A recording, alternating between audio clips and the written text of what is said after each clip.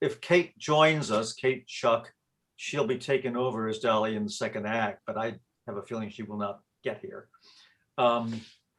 Okay, did I miss anybody? I guess not. All right, Act One. I'm sorry.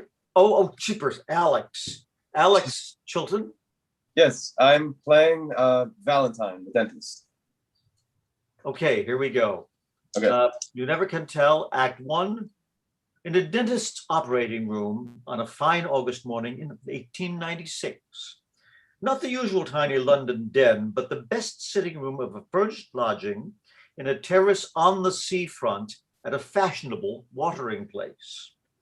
The operating chair with a gas pump and cylinder beside it is halfway between the center of the room and one of the corners. If you look into the room through the window which lights it, you will see the fireplace in the middle wall opposite you, with the door beside it to your left. That, I think, is enough setting for Act One, so let's go. Thank you. That was my first tooth.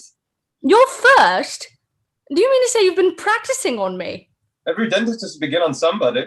Yes, somebody in a hospital, not people who pay. Oh, well, the hospital doesn't count. I only meant my first tooth in private practice. Why didn't you let me give you gas? Because you said it would be 5 shillings extra.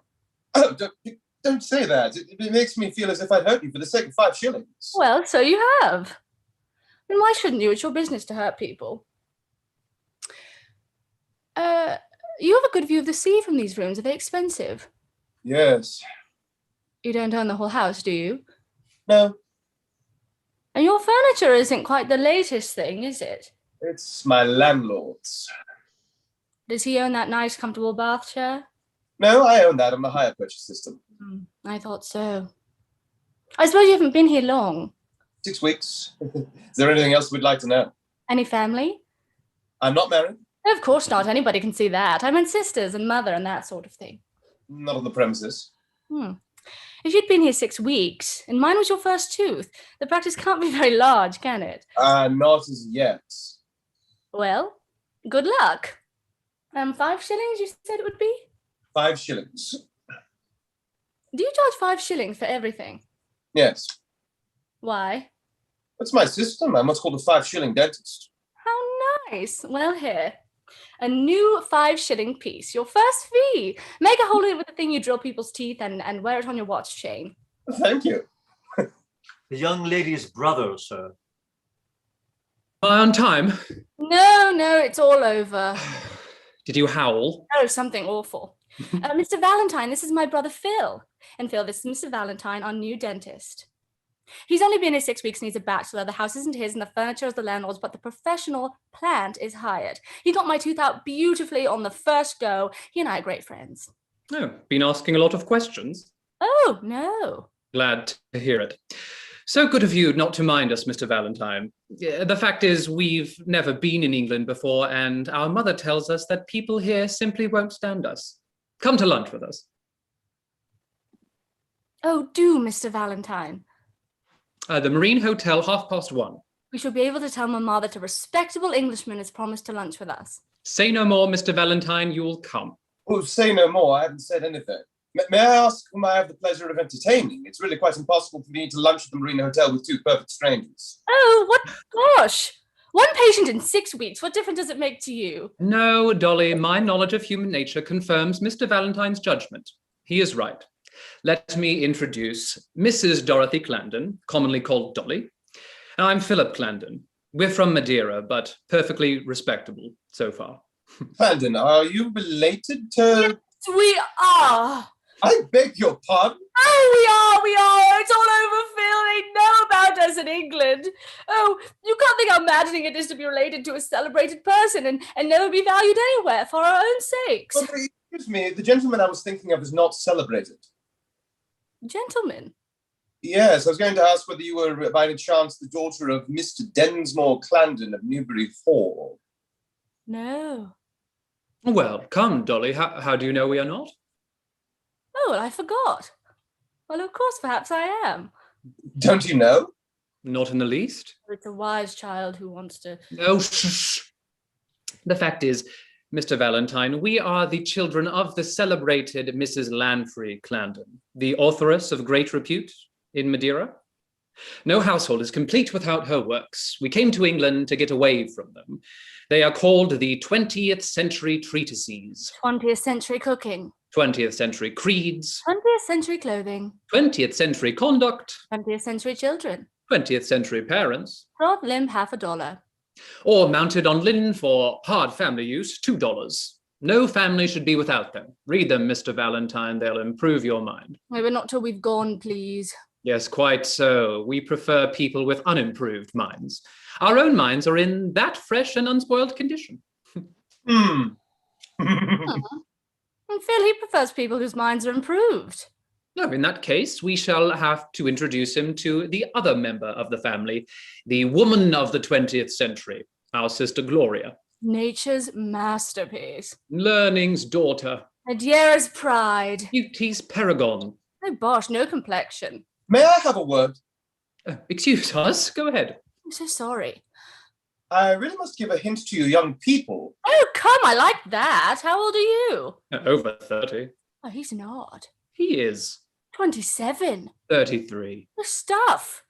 No, I appeal to you, Mr. Valentine. Well, really, I'm 31. You were wrong. So are you.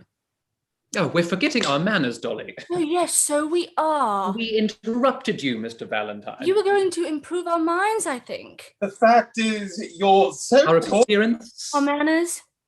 Oh, do let me speak. The old story, we talk too much. We do. Shut up, both. Mum. Thank you. Now, may I ask, to begin with, have you ever been in an English seaside resort before? I thought so. Well, Mr. Clandon, our acquaintance has been short, but it has been voluble, and I've gathered enough to convince me that you are neither of you capable of conceiving what life in an English seaside resort is. Believe me, it's not a question of manners and appearance. In those respects, we enjoy freedom unknown in Madeira. Yes, I assure you, Lord de Cressy's sister bicycles in knickerbockers, and the rector's wife advocates dress reform and wears hygienic boots. And that's not the sort of boot I mean. We don't bother much about dress and manners in England because as a nation, we don't dress well and we've no manners. But now, will you excuse my frankness? Thank you. Well, in a seaside resort, there's one thing you must have before anybody can afford to be seen going about with you, and that's a father, alive or dead. Am I to infer that you have omitted that indispensable part of your social equipment? Oh, then I'm sorry to say that you are going to have to, if you're going to stay here for any length of time, it would be impossible for me to accept your kind invitation to lunch. Come, Dolly. Good morning. Oh, stop. You make me feel a perfect beast. No, that's your conscience, not us. Oh, my conscience. My conscience has been my ruin. Listen to me. Twice before, I've set up as a respectable medical practitioner in various parts of England. On both occasions, I acted conscientiously and told my patients the brute truth instead of what they wanted to be told. Result, ruin. Now I've set up as a dentist. A 5-shilling dentist. I've done with conscience forever. This is my last chance. I spent the last sovereign moving in, and I haven't paid a shilling of rent yet. I'm eating and drinking on credit. My landlord is as rich as a Jew and as hard as nails, and I've made 5 shillings in 6 weeks. If I swerve by the hair's breadth from the straight line of the most rigid respectability, I'm done for. Under such circumstances, is it fair to ask me to lunch with you when you don't know your own father? Well, after all, our grandfather is a canon of Lincoln Cathedral. What? Have you a grandfather? Only one. My dear, good young friends, why on earth didn't you tell me that before? A canon of Lincoln. That makes it all right, of course. Just excuse me while I change my coat. That wretched, bankrupt ivory snatcher makes a compliment of allowing us to stand him to lunch. Probably the first square meal he's had for months. Oh, it's too beastly. I won't stand it any longer, Phil. Here in England, everybody asks whether you have a father the very first thing. I won't stand it either. Mamma must tell us who he is. Or who he is. He may be alive. Oh, I hope not. No man alive should father me. He might have a lot of money, though. Oh, I doubt it. My knowledge of human nature leads me to believe that if he had a lot of money, he wouldn't have got rid of his affectionate family so easily. Anyhow, let's look on the bright side of things. Depend on it, he's dead. The young ladies, 2 ladies for you, miss. Your mother and sister, miss, I think. Well, children, how's the toothache, Dolly? Cured, thank heaven. I've had it out. And the dentist, a first-rate professional man of the highest standing, is coming to lunch with us. Phil, Beg pardon, ma'am. I'm waiting for Mr. Valentine. I have a message for him. Who from? Dolly. Only the landlord, ma'am. Oh, let me introduce you, Mr. Valentine, my mother, Mrs. Lantry Clandon. My sister, Gloria. I understand that we're to have the pleasure of seeing you at luncheon today, Mr. Valentine. Thank you. Yeah, if you don't mind, if you'd be so kind, what is it? The landlord, sir, wishes to speak to you before you go out. Tell him I have full patience here. If you wouldn't mind just waiting 2 minutes, I'll slip down and see him for a moment. Say I'm busy, but I want to see him. Yes, sir. We are detaining you, I'm afraid. Oh, not at all, not at all. Your presence here will be the greatest help to me. The fact is, I owe 6 weeks' rent and have had no patience until today. My interview with my landlord will be considerably smoothed by the apparent boom in my business. Oh, how tiresome of you to let it all out. And we've just been pretending that you were a respectable professional man in a first-rate position. Oh, Dolly, my dearest, how can you be so rude? Will you excuse these barbarian children of mine, Mr. Valentine? Thank you, I'm used to them. Would it be too much to ask you to wait 5 minutes while I get rid of my landlord downstairs? Don't be long, we're hungry. Dolly, dear. All right, thank you, I shan't be long. Yes, thank you. Did you observe love at first sight? You can add his scalp to your collection, Gloria. Shh. Pray, Phil, he may have heard you. Not he. And now look here, Mamma. Dolly and I have been talking things over a good deal lately, and I don't think, judging from my knowledge of human nature, we don't think that you quite appreciate the fact that we've grown up. Yes, exactly. Indeed. In what way have I given you any reason to complain? Well, there are certain matters upon which we are beginning to feel that you might take us a little more into your confidence. Phil, take care. What have I always taught you? There are 2 sorts of family life, Phil. And your experience of human nature only extends so far to one of them. The sort you know is based on mutual respect, on recognition of the right of every member of the household to independence and privacy in their personal concerns. And because you have always enjoyed that, it seems such a matter of course to you that you don't value it. But there is another sort of family life, a life in which husbands open their wives' letters and call on them to account for every farthing of their expenditure and every moment of their time, in which women do the same to their children, in which no room is private and no hour sacred, in which duty, obedience, affection, home, morality, and religion are detestable tyrannies, and life is a vulgar round of punishments and lies, coercion and rebellion, jealousy, suspicion, recrimination. Oh, I cannot describe it to you. Fortunately for you, you know nothing about it. See, 20th century parents, chapter on liberty, person. My dear Dolly, if you only knew how glad I am that it is nothing but a joke to you, though it is such bitter earnest to me. Phil, I never ask you questions about your private concerns. You're not going to question me, are you? I think it due to ourselves to say that the question we wanted to ask is as much our business as yours. Besides, it can't be good to keep a lot of questions bottled up inside you.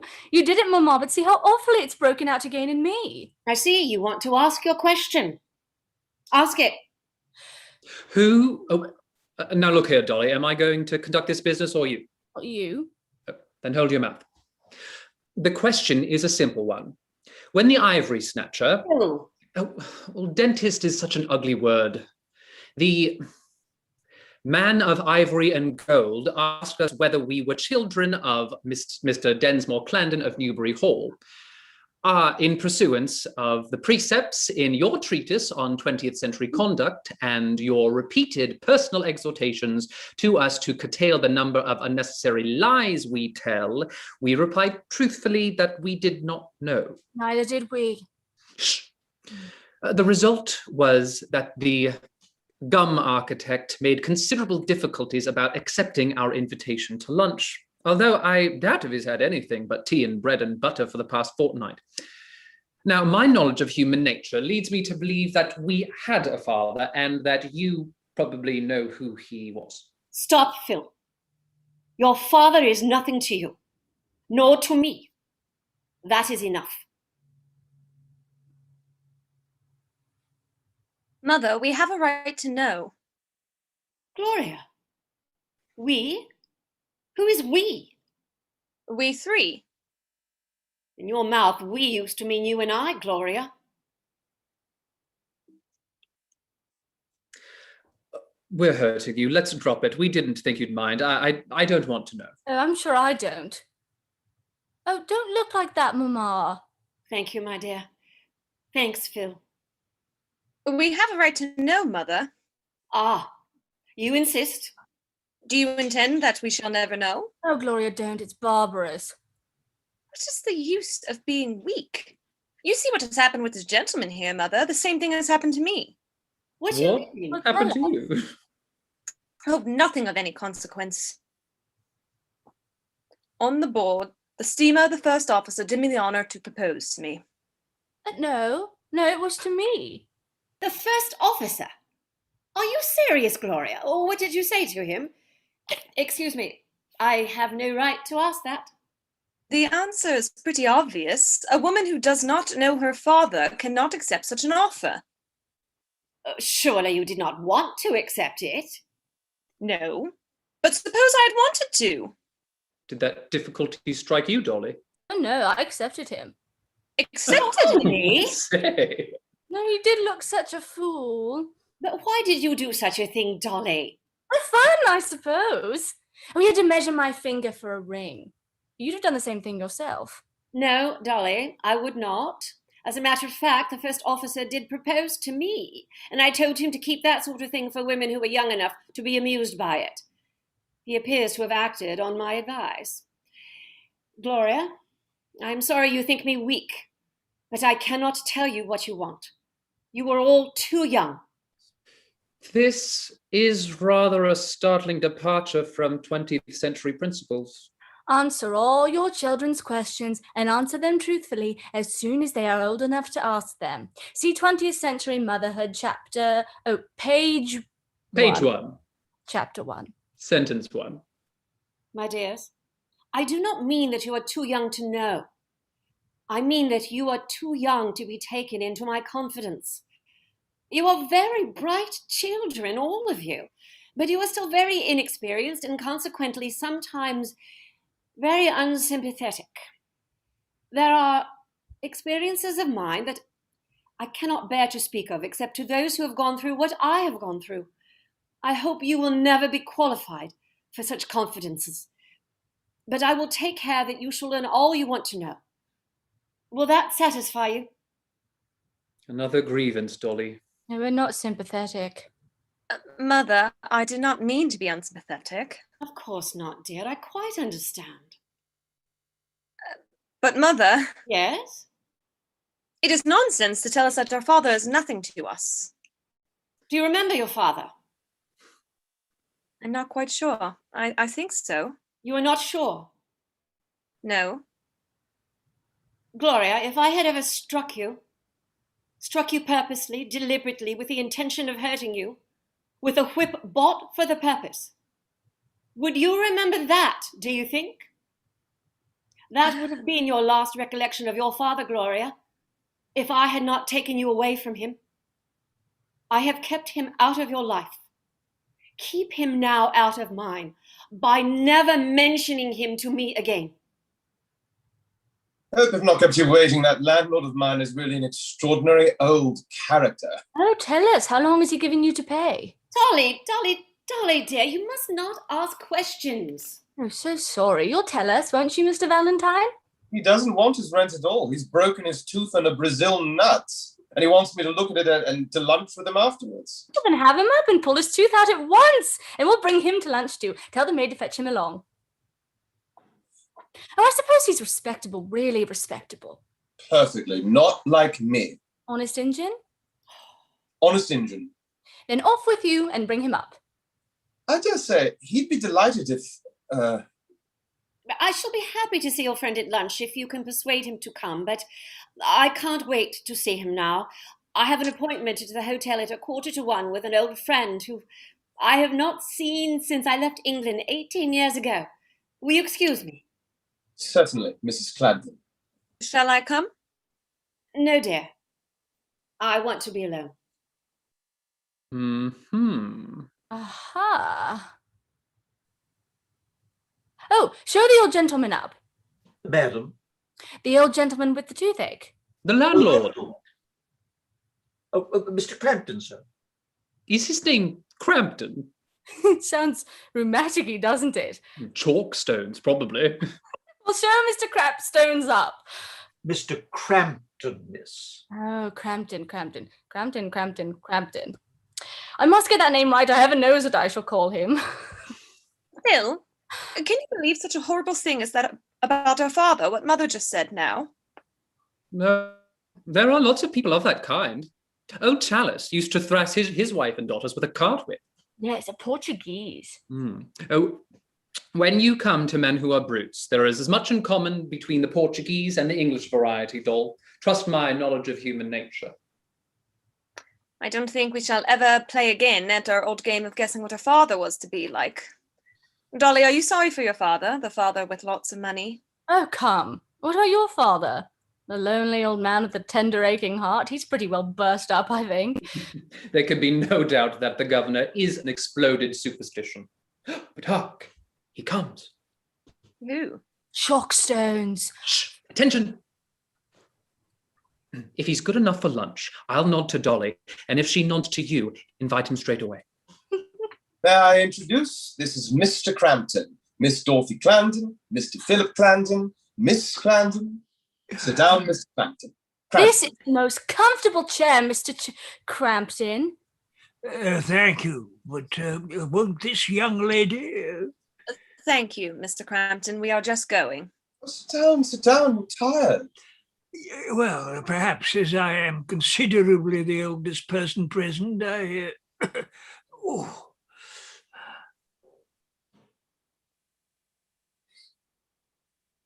Mr. Crampton, we understand that we are preventing Mr. Valentine from lunching with you by taking him away ourselves.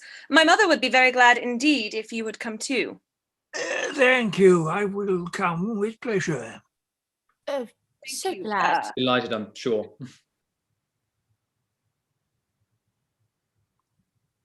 How old are you, Mr. Crampton?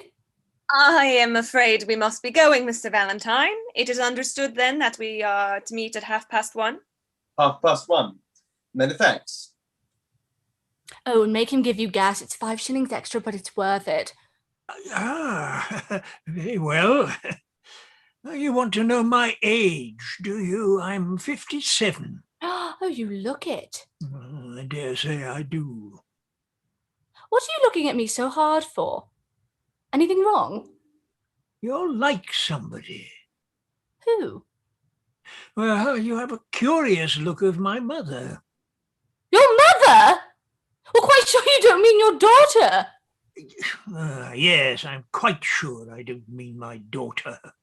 Oh, tooth bad? No, nothing. A twinge of memory, Miss Clandon, not of toothache. Well, have it out. Pluck from the memory a rooted sorrow.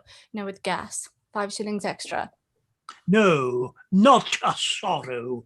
An injury that was done me once, that's all. I don't forget injuries, and I don't want to forget them. I I don't think we shall like you when you are brooding over your sorrows. My sister means well, Mr. Crampton, but she is indiscreet. Now, Dolly, outside. He says he's only 57 and he thinks me the image of his mother and he hates his daughter and the other thing. Miss Clandon has gone on. Oh, don't forget, 1:30. Mind you leave Mr. Crampton with enough teeth to eat with. That's a spoiled child, Mr. Valentine.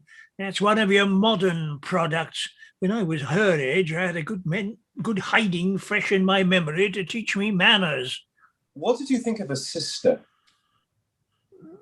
Oh, you liked her better, eh? She struck me as being...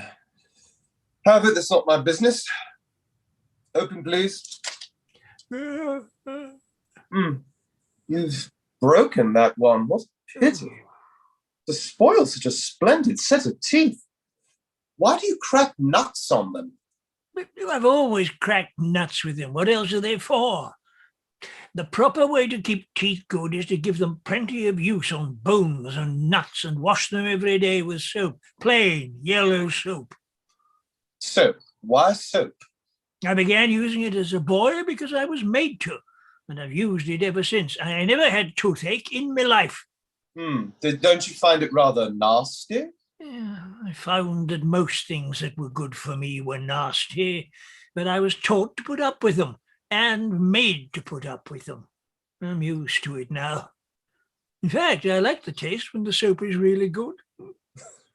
You seem to have been very carefully educated, Mr. Crampton. I wasn't spoiled at all events. Are you quite sure? What do you mean? Well, your teeth are good, I admit, but I've seen just as good and very self-indulgent mouths. It's not the effect on the teeth, it's the effect on the character. Oh, the character, I see. A little wider, please. That one will have to come out past saving. Don't be alarmed. You shan't feel anything. I'll give you gas. Rubbish, man. I want none of your gas. Out with it. People were taught to bear necessary pain in my day. Oh, you like being hurt. All right. I'll hurt you as much as you like without any extra charge for the beneficial effect of your character. Young man, you owe me 6 weeks' rent. I do. Can you pay me? No. I thought not.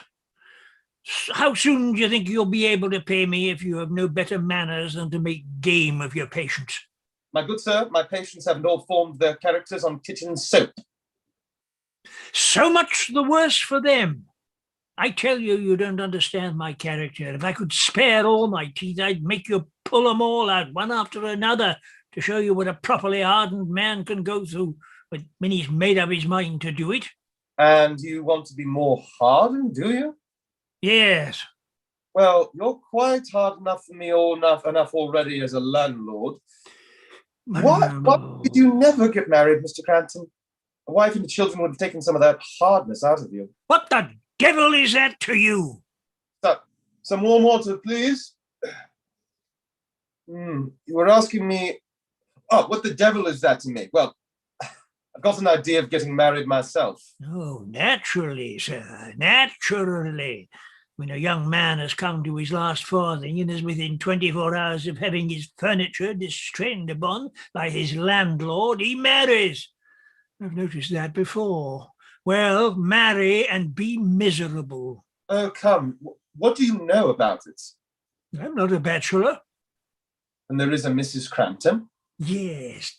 Damn her. A father, too, perhaps, as well as a husband, Mr. Crampton? 3 children. Damn them, eh? No, sir. The children are as much mine as hers. Thank you. I really should like to know your family, Mr. Crampton. Sorry I can't introduce you, sir. I'm happy to say that I don't know where they are, and don't care, so long as they keep out of my way. You needn't warm that thing to use on me. I'm not afraid of cold steel. What's that heavy thing? Oh, nothing. Something to put my foot on to get the necessary purchase for a good pull. And so, You advised me to not get married, Mr. Crampton? I advise you to get my tooth out and have done reminding me of my wife. Now come along, man.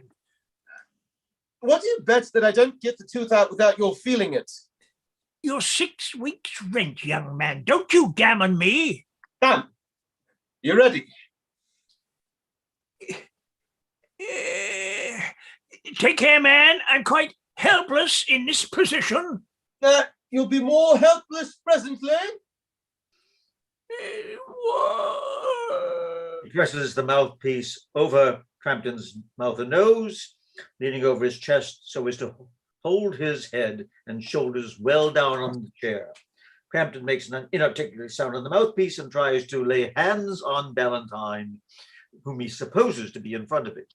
After a moment, his arms wave aimlessly, then subside and drop, which is quite insensible.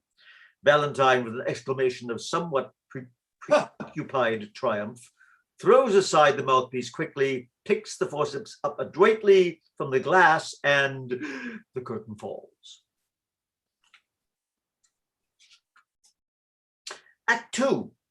On the terrace of the Marine Hotel. It is a square flag platform with a parapet of heavy oil jar pilasters supporting a broad stone coping on the outer edge, which stands up over the sea like a cliff. The head waiter of the establishment is busy laying napkins on a luncheon table with his back to the sea. When he looks down the terrace in front of him, he sees a little to his left a solitary guest. The waiter is a remarkable person in his way, and the gentleman is at the iron table is not dressed for the seaside. He wears his London frock coat and gloves, and his tall silk hat is on the table beside the sugar bowl. Waiter. Sir? Are you quite sure Mrs. Clandon is coming back before lunch? Quite sure, sir. She expects you at 1:45, sir. Not quite that yet, is it, sir? Only 2 minutes more to wait, sir. Nice morning, sir. Yes, very, very fresh after London. Yes, sir. So all our visitors say, sir. Very nice family, Mrs. Clandon, sir. You like them, do you? Yes, sir. They have a free and easy way with them that is very taking, sir. Very taking indeed, sir. Especially the young lady and gentleman. Miss Dorothy and Mr. Philip, I suppose. Yes, sir. The young lady, in giving an order or the like of that, will say, "Remember, William, we came to this hotel on your account, having heard what a perfect waiter you are." The young gentleman will tell me that I remind him strongly of his father, and that he expects me to act by him as such. Oh, very pleasant, sir. Very affable and pleasant indeed. You like his father? Oh, we must not take what they say too seriously, sir. Of course, sir, if it were true, the young lady would have seen the resemblance too, sir. And did she? No, sir. She thought me like the bust of Shakespeare in Stratford Church. That is why she calls me William, sir. My real name is Walter, sir. Ah, here is Mrs. Clandon, sir. Gentlemen for you, ma'am. We shall have 2 more gentlemen at lunch, William. Right, ma'am. Thank you, ma'am.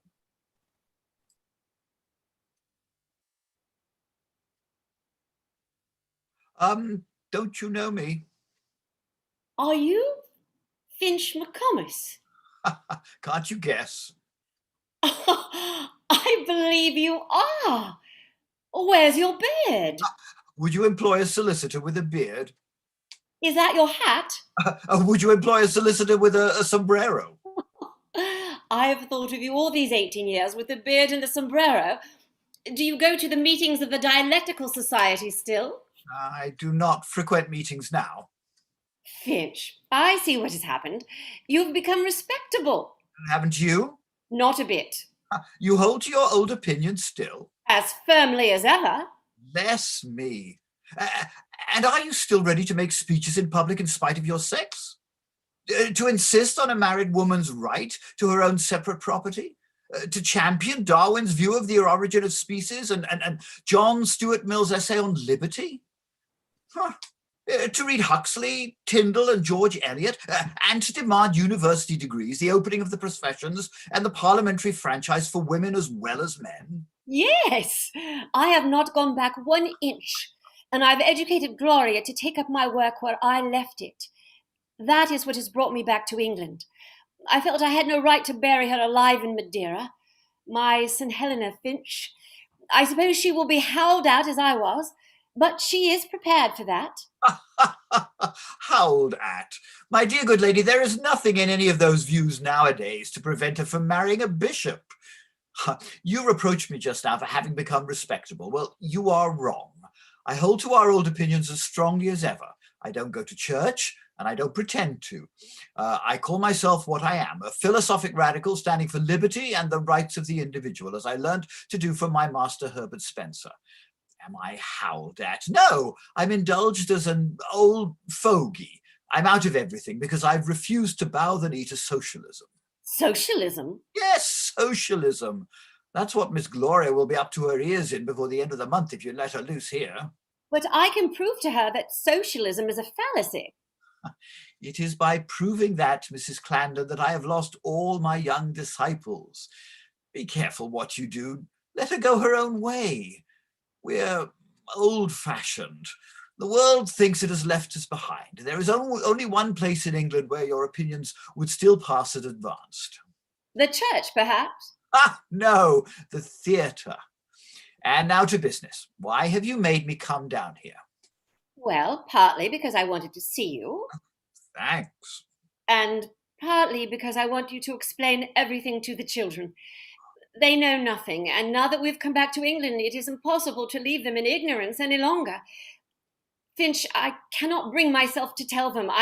It's Oh, it's all right, Mamma. The dentist is coming, and he's bringing his old man. Dolly, dear, don't you see Mr. McComas? This? Well, where are the flowing locks? Where the beard, the cloak, the poetic exterior. Oh, Mr. McComas, you've gone and spoiled yourself. Well, why didn't you wait till we'd seen you? Because 18 years is too long for a solicitor to go without having his hair cut. How do you do, Mr. McComas? We're glad to meet you at last. Miss Gloria, I presume? Oh, and this young gentleman? I was christened with in a comparatively prosaic mood. My name is... Norval on the Grampian Hills. My father feeds his flock of frugal swain. Dear children, don't be silly. Everything is so new to them here, Finch, that they are in the wildest spirits. They think every Englishman they meet is a joke.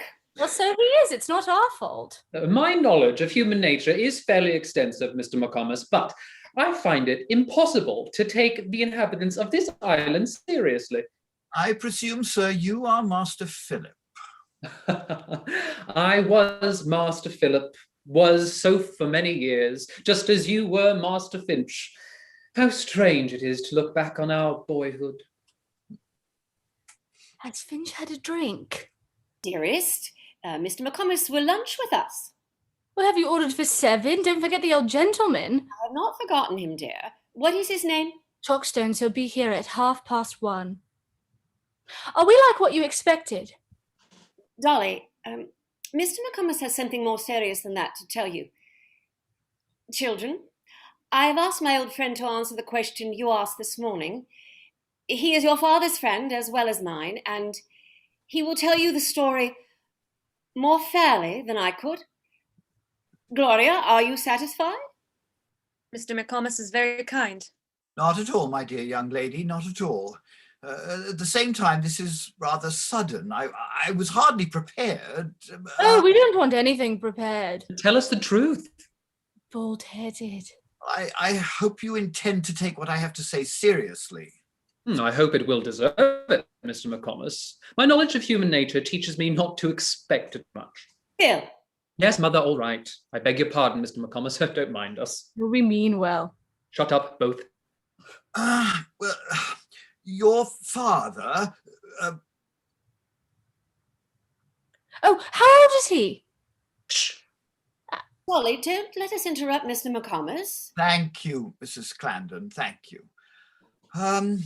Your father is 57. 57? Well, where does he live? Dolly. Let me answer that, Mrs. Clandon. The answer will surprise you considerably. He lives in this town. I knew it, Phil. Chalkstones is our father. Chalkstones? Or Crampstones, or whatever it is. He said I was like his mother, and I knew he meant his daughter. Mr. McComas, I desire to consider your feelings in every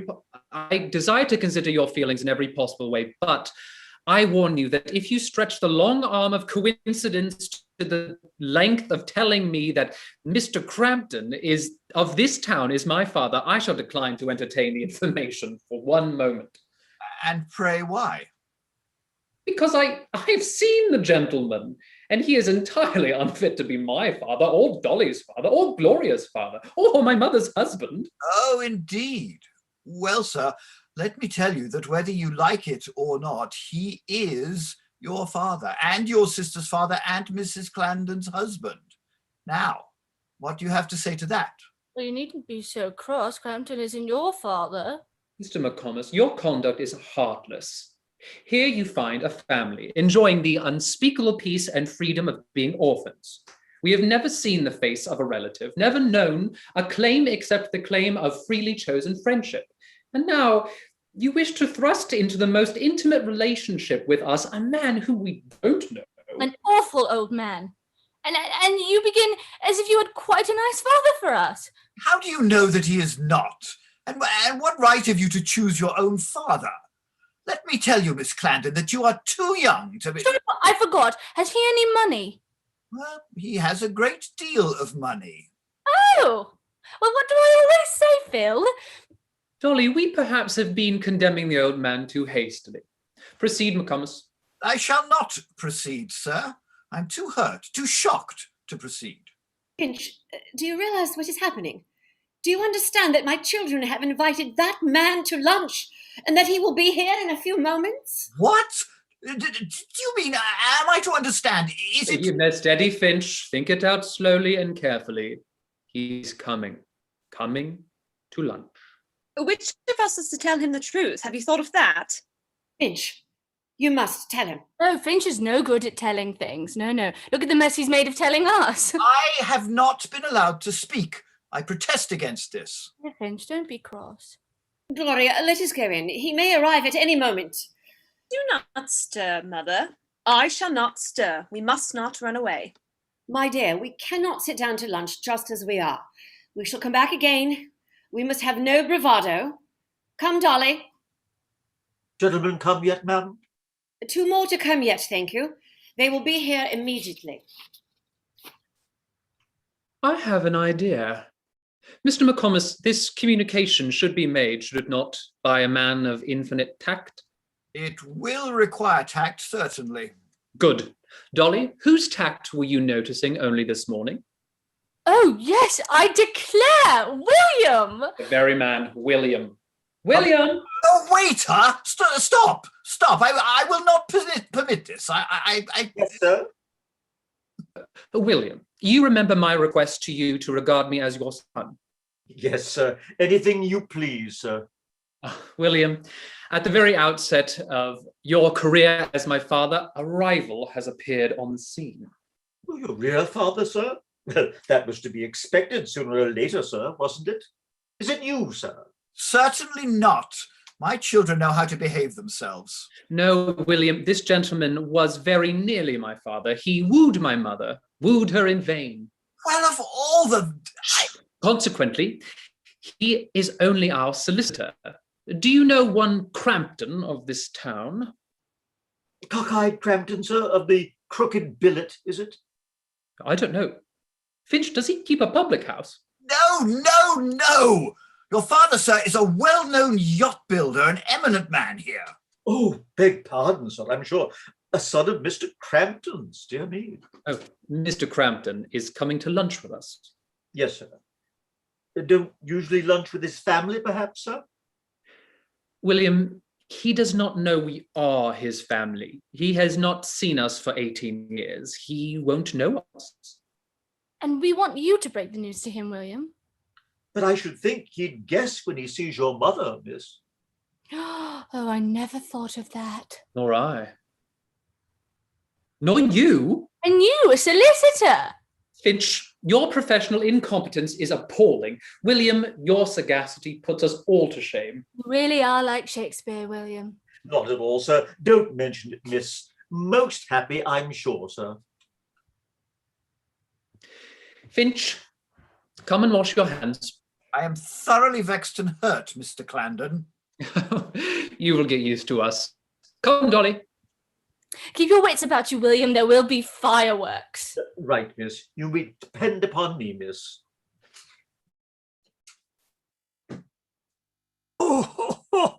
Those steps make me giddy. I have not got over that infernal gas yet. Oh. Waiter? Yes, sir. Mrs. Lamprey Clandon? Yes, sir. We're expecting you, sir. That is your table, sir. Mrs. Clandon will be down presently, sir.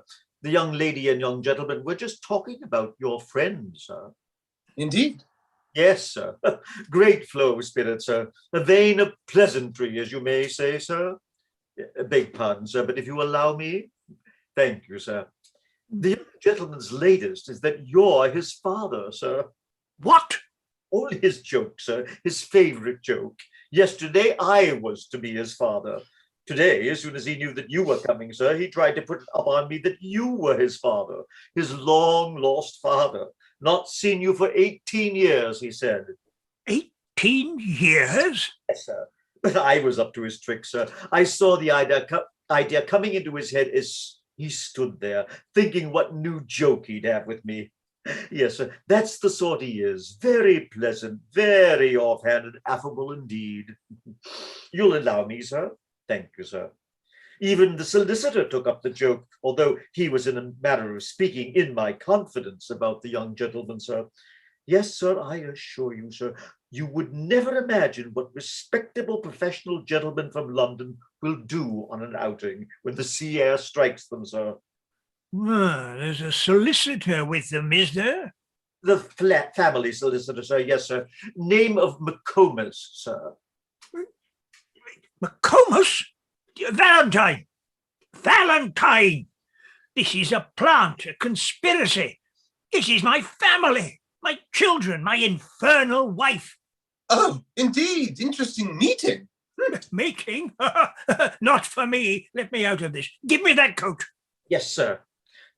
I seem to have done the young gentleman an injustice, sir, haven't I, sir? Oh, Valentine, you are in this. You made this plot. You... Bosh! What do you mean?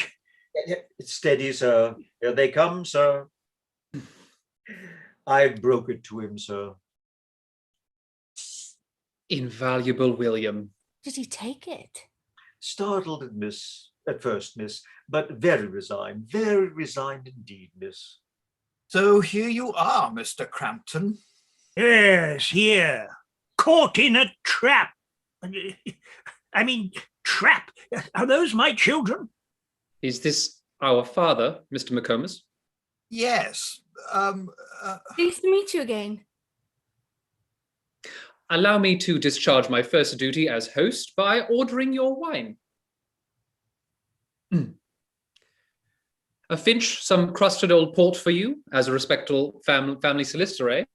Apollinaris only. I prefer to take nothing heating. Valentine? Would a lager be considered vulgar? Probably. We'll order some. Dolly takes it. And now, Mr. Crampton, what can we do for you? Huh? What do you mean, boy? Boy? Whose fault is it that I'm a boy? Whiskey's on the last page but one. Let me alone, child. Child? Oh, no. You may call me Dolly if you like, but you mustn't call me child. McComas, we are going to have a pleasant meal. There is no reason why it should not be pleasant. Finch's face is a feast in itself. Glad to see you again, Mr. Valentine. Fergus, you are greatly changed. I dare say a man does change in 18 years. I did not mean that. I hope your health is good. Thank you. No, it's not my health, it's my happiness. That's the change you meant, I think. Oh, look at her, McComas. Look at her. And look at me. Order before William. I think you have all met one another already today. Oh, no, excuse me. Mr. Valentine, Mr. McComas.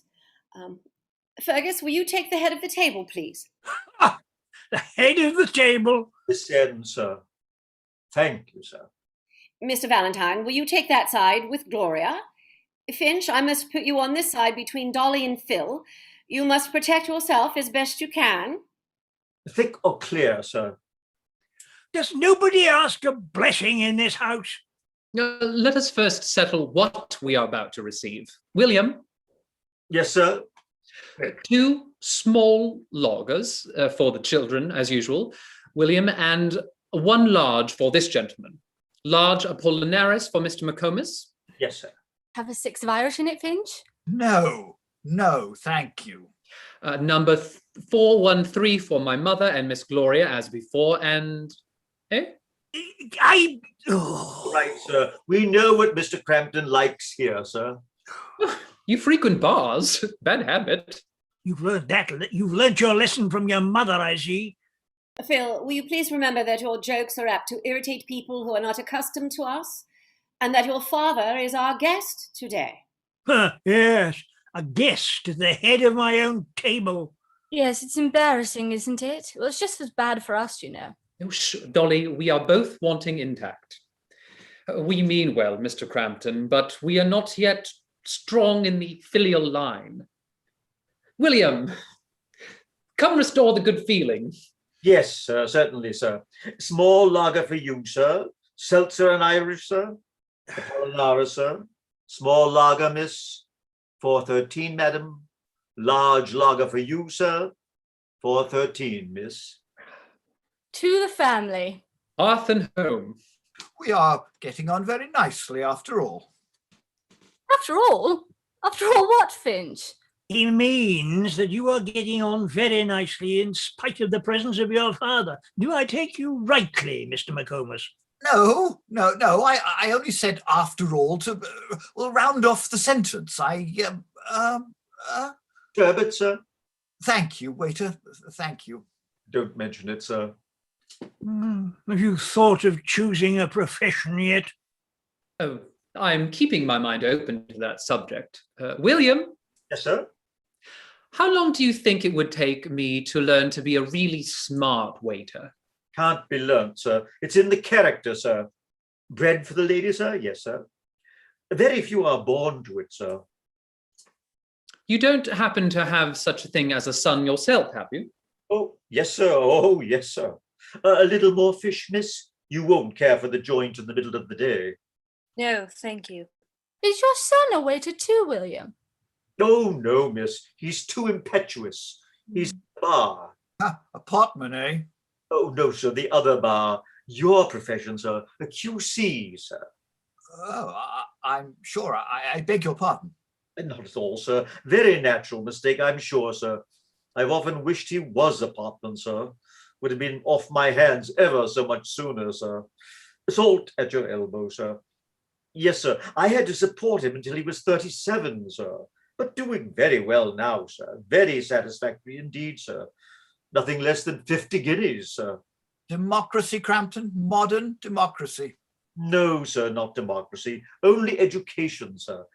Scholarship, sir. Cambridge local, sir. Sydney, Sussex College, sir. Stone ginger, miss? Right, miss. A very good thing for him, sir. He never had any turn for real work.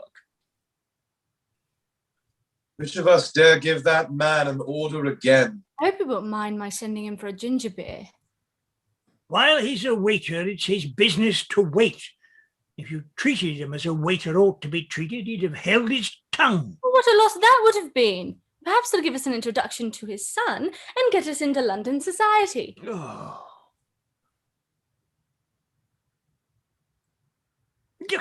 London society? London society? You're not fit for any society, child. Now look here, Mr. Crampton. If you think that I'm the kind of person that's just going to, sit here and take it, I'm not. You can ask my brother. Anyway, thank you, dear William. You were just in time. If I may be allowed to change the subject, Miss Clandon, well, what is the established religion in Madeira? I suppose the Portuguese religion. I never inquired.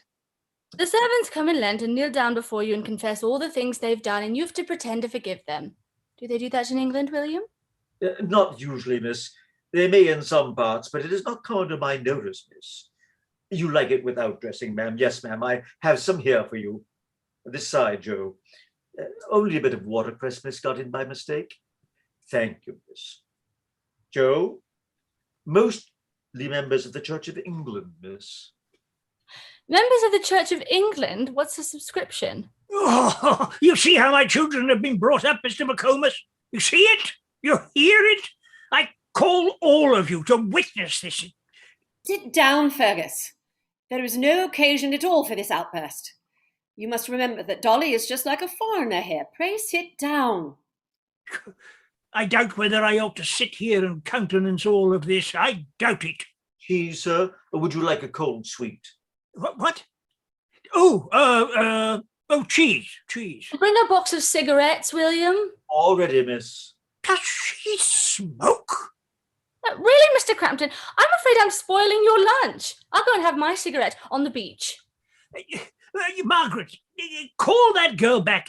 Call her back, I say. Crampton, never mind. She's her father's daughter, that's all. I hope not, Finch.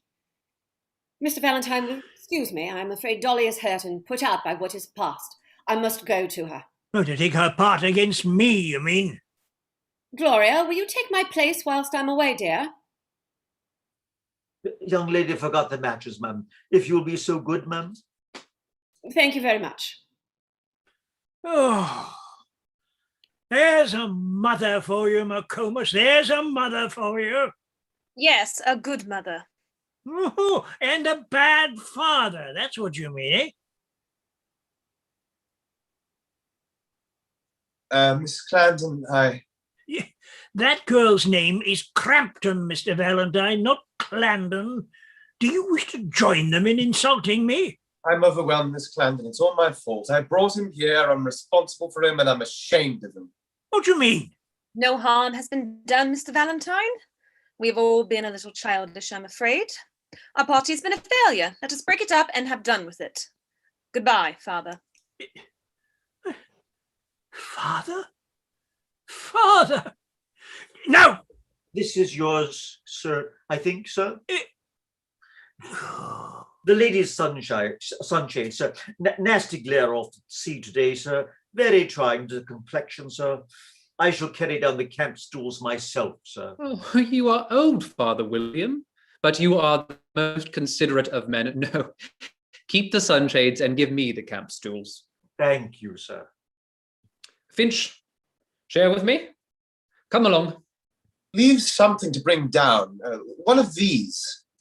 That's the younger lady, sir. Thank you, sir. If you'll allow me, sir, I think you'd better have this. The eldest young lady is reading it at present. Thank you, sir. Schopenhauer, you see. Very interesting author, sir, especially on the subject of ladies, sir. Now, look here, Crampton. Are you at all ashamed of yourself? Ashamed of myself? What for? For behaving like a bear. What will your daughter think of me for having brought you here? I was not thinking of what my daughter was thinking of you. No, you were thinking of yourself. You're a perfect maniac. She told you what I am? A father robbed of his children. Oh, what are the hearts of this generation like? Am I to come here after all these years to see what my children are for the first time, to hear their voices and carry it all off like a fashionable visitor? Drop in to lunch. Be Mr. Crampton. Mr. Crampton. What right have they to talk to me like that? I'm their father. Do they deny that? I'm a man with the feelings of our common humanity. Have I no rights? No claims? In all these years, who have I had round me? Servants, clerks, business acquaintances. Oh, I've had respect from them. Kindness. Would one of them have spoken to me as that girl spoke? Would one of them have laughed at me as that boy was laughing at me all the time? My own children, Mr. Crampton, my... Their only children. The only one of them that's worth anything called you father. Yes! Goodbye, father! Oh, yes, she got at my feelings with a stab. Look here, Crampton, you just let her alone. She's treated you very well. I had a much worse time of it at lunch than you. You?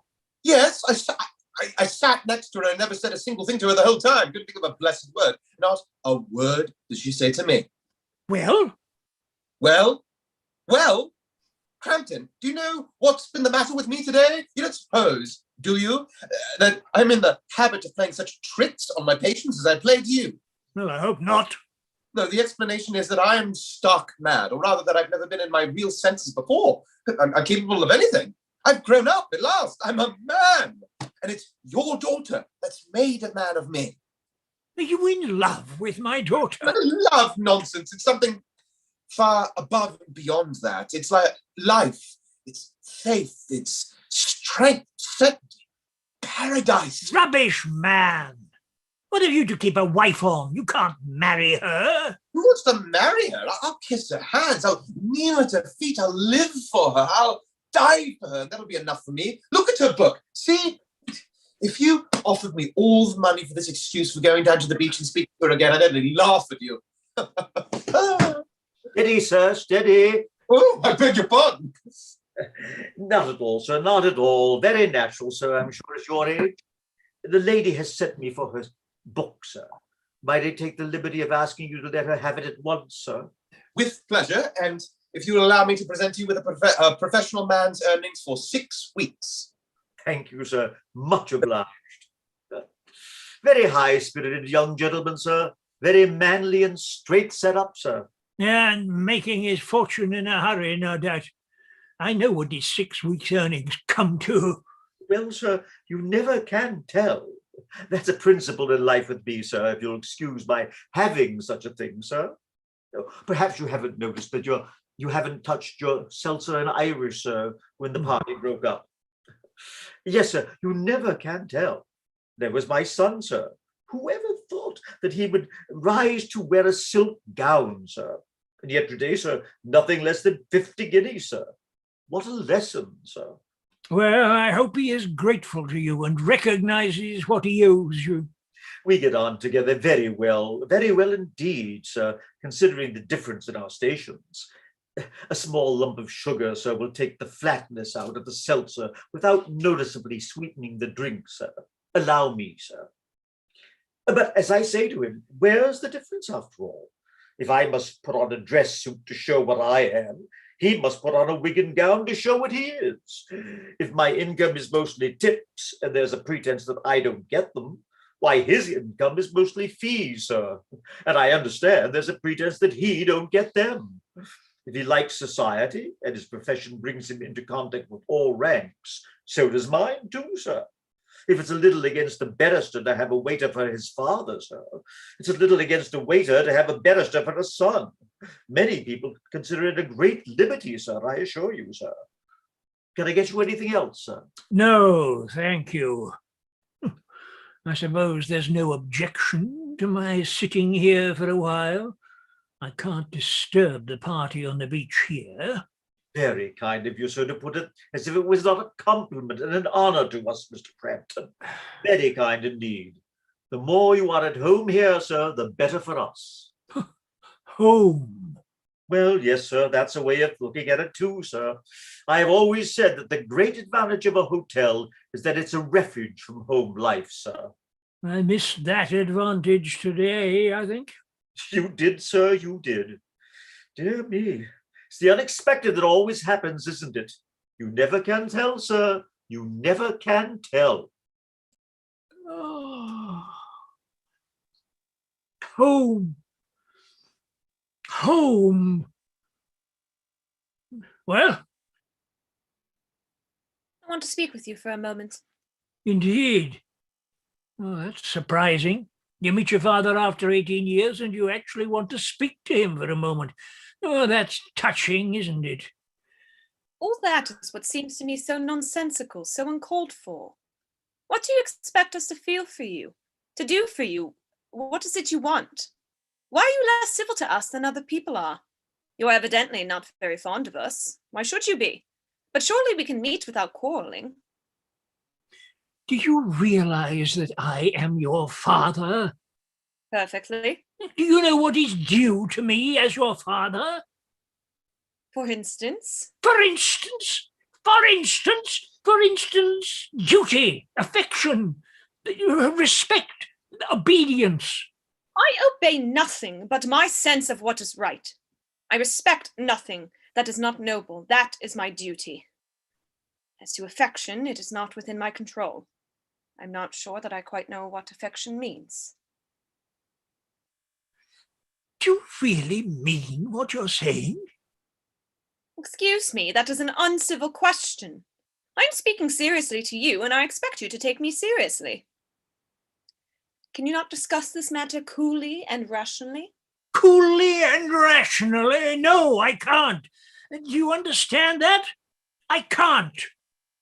No, that I cannot understand. I have no sympathy with Stop! people who... Don't say anything more yet. You don't know what you're doing. Do you want to drive me mad? No. I am not angry. Indeed, I'm not. Wait. Oh, give me a little moment to think. Ah, yes, now I think I have it. At least I'll try. You see, everything comes right if we only think it resolutely out. No, don't think. I want you to feel. That's the only thing that can help us. Listen, do you... Oh, but first, I forgot. What's your name? I mean your pet name. They can't very well call you Sophronia. Sophronia? My name is Gloria. I'm always called by it. Your name is Sophronia, girl. You were called after your aunt, Sophronia, my sister. She gave you your first Bible with your name written in it. Then my mother gave me a new name. Oh, she had no right to do it. I will not allow this. You had no right to give me your sister's name. I don't know her. You're talking nonsense. There are bounds as to what I will put up with. I will not have it. You hear that? Are you resolved to quarrel? Oh, no. Sit down, won't you? Gloria. There, you see, I only want to show you that I am your father, my dear child. Listen now. What I want to ask you is this. Don't you remember me at all? You were only a tiny child when you were taken away from me, but you took plenty of notice of things. Can't you remember someone who you loved or, well, at least liked in a childish way? Come, someone who let you stay in his study and look at his toy boats as you thought them. Someone who let you do as you liked there and never said a word except to tell you that you must sit still and not speak. Someone who was something that no one else was to you. Who was your father. If you describe things to me, no doubt I shall presently imagine that I remember them. But I really remember nothing. Oh, has your mother never told you anything about me? She has never mentioned your name to me. Except once. And then she did remind me of something I had forgotten. Oh, well, what was that? The whip you bought to beat me with. Oh, to bring that up against me, to turn from me. And you need never have known. Curse her! You wretch! You wretch! You dare curse my mother! Stop! Oh, you'll be sorry afterwards. I am your father. Oh, how I hate the name. How I love the name of mother. You had better go. I'm choking. You want to kill me. So, Mr. Valentine, Yes? come here a moment, please. Mr. Crampton wants you. No, let me alone. I don't want him. I'm all right. I tell you, I need neither his help nor yours. As you say, I had better go. Is that your last word? I hope so.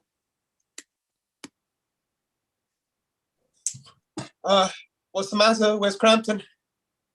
Gone. I thought he was ill, but he recovered himself. He wouldn't wait for you. I'm sorry. So much the better. He gets on my nerves after a while. How could that man have so beautiful a daughter? That seems to be an attempt at what is called a pretty speech.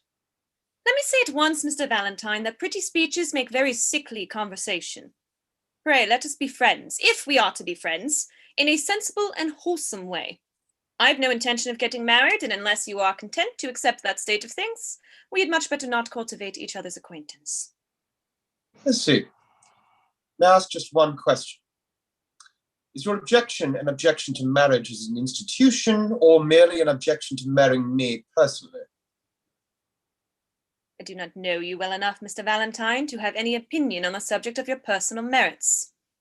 I do not think the conditions of marriage at present are such as any self-respecting woman can accept. Oh, well, that's a point of sympathy between us already. I quite agree with you, the conditions are most unfair. Now, what I wanted to get rid of all that nonsense. Don't you think it a horrible thing that a man and a woman can hardly know one another without supposedly to have designs of that kind? As if there were no other interests, no other subjects of conversation, as if a woman were capable of nothing better? Ah, now you are beginning to talk humanly and sensibly, Mr. Valentine.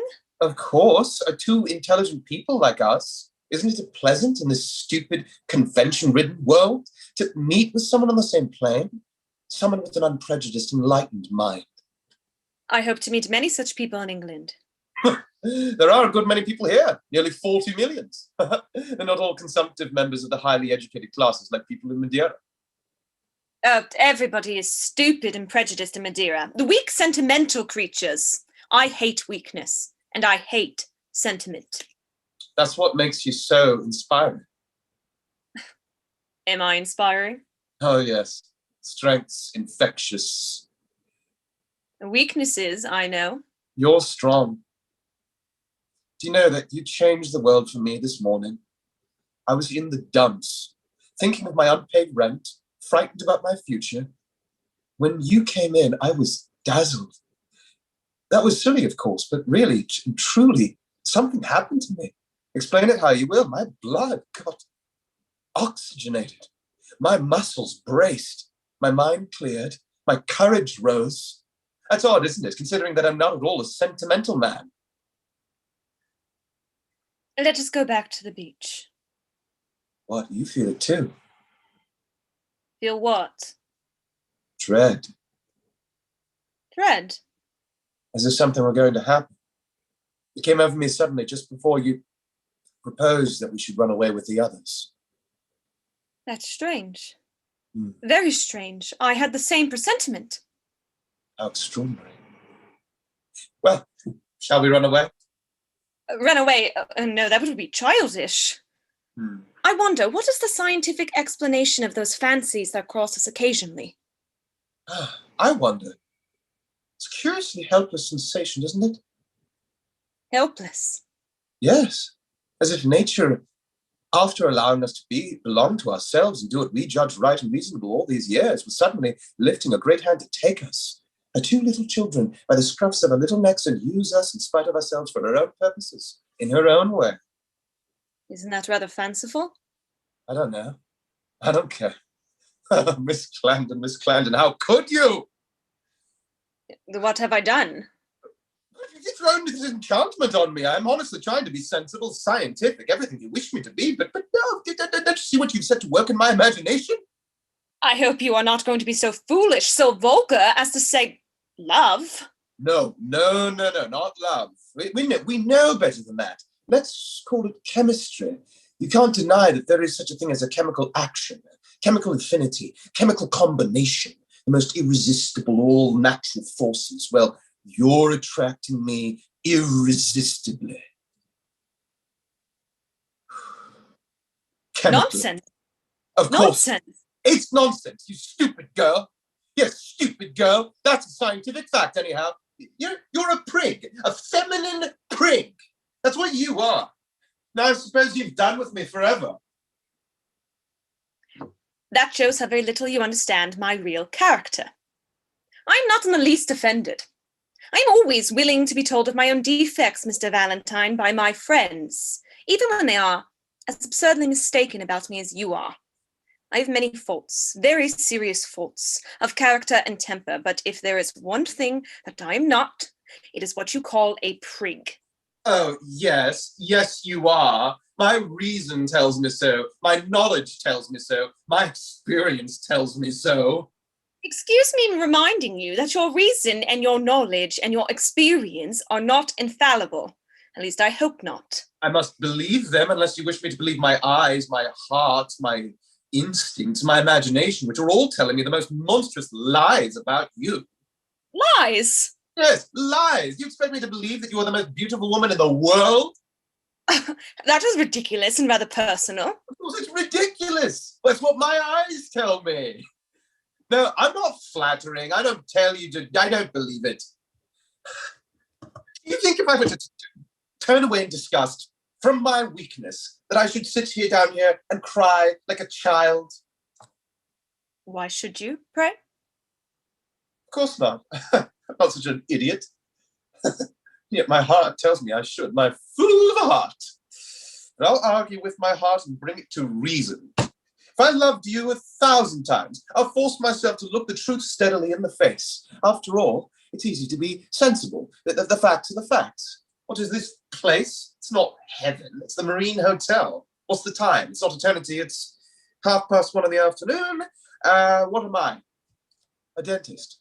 A 5-shilling dentist. And I a feminine prig. No. I can't face that. I must have one illusion left. The illusion about you. I love you. Oh, what a fool I am, an idiot. I might as well go talk to the stones on the beach. I'm sorry. I do not mean to be unsympathetic, Mr. Valentine, but what can I say? You can say nothing, Mrs. Clandon. I beg your pardon. It was my own fault, and rather my own bad luck. You see, it all depended on your naturally liking me. Oh, I know you mustn't tell me whether you like me or not, but... Must not? Why not? I am a free woman. Why should I not tell you? Don't. I'm afraid to hear. You need not be afraid. I think you are sentimental and a little foolish, but I like you. Then it's all over. But why? Because liking is not enough. Now that I think down into it seriously, I don't know whether I like you or not. I'm sorry. Don't pity me. Your voice is tearing my heart to pieces. Let me alone, Gloria. You go down to the very depths of me, troubling and stirring me. I can't struggle with it. I can't tell you how I feel. Stop telling me what you feel. I can't bear it. Ah, it's come at last. My moment of courage. Our moment of courage. Now you've done it, Gloria. It's all over. We're in love with one another. What a dragon you were. And how hideously afraid I was. Valentine! Mr. Valentine! Goodbye. Forgive me. The children want you, Mr. Valentine.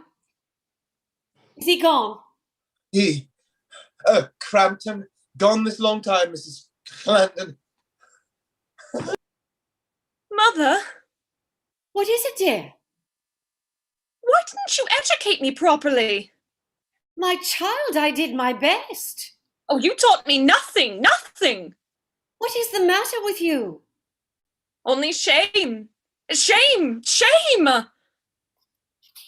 Curtain. Okay, let's take a, let's say 10-minute roughly interval and start again at 25 of 3.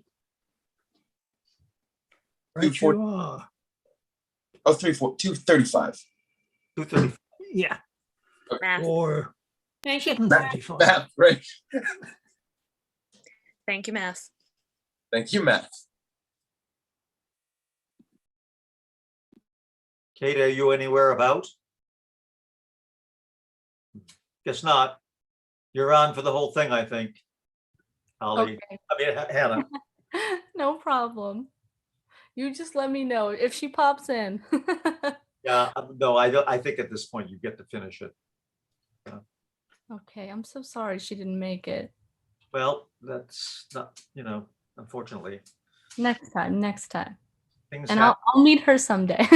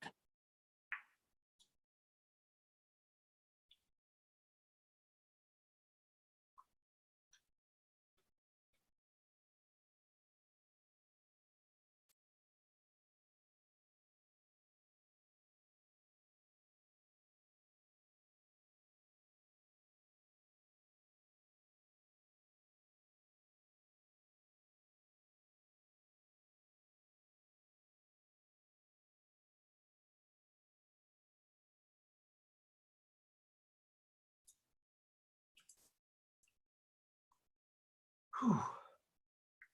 Anybody there? So, Hey there, David. how are you doing? You realize we're still being live and recorded? Yes, I know we should be, but what are you gonna do? Just don't say anything incorrect. Well, my Angus, you're all clean shaven. Didn't she used to have a beard? beg your pardon?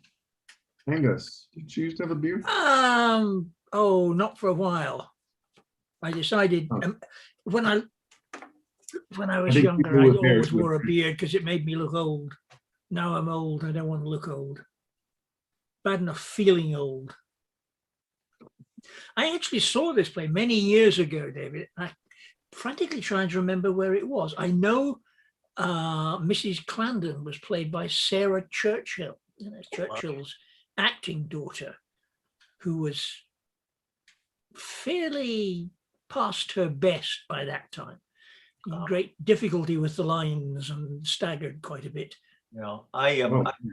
first time I saw it was in Boston when I was in college, or I might have still been in high school at the Charles Playhouse, Boston. The fellow who played the waiter was a guy named George Turner, British actor, who had worked with Shaw on something. No. Then I noticed right off the bat that he played the waiter without any regional, accent, just a straight British accent.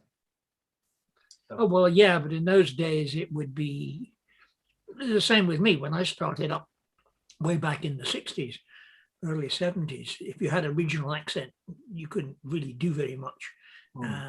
They wanted RP. Yeah. So the first thing you did was you softened everything and got rid of the local. Right. And plus the fact that if Shaw wants an accent, he writes it in, That's right. Yeah. That's right. As you know from doing Burgess, I think. But, Oh, yeah. Yes. Yeah. so that's on that. And it was quite a good production, actually.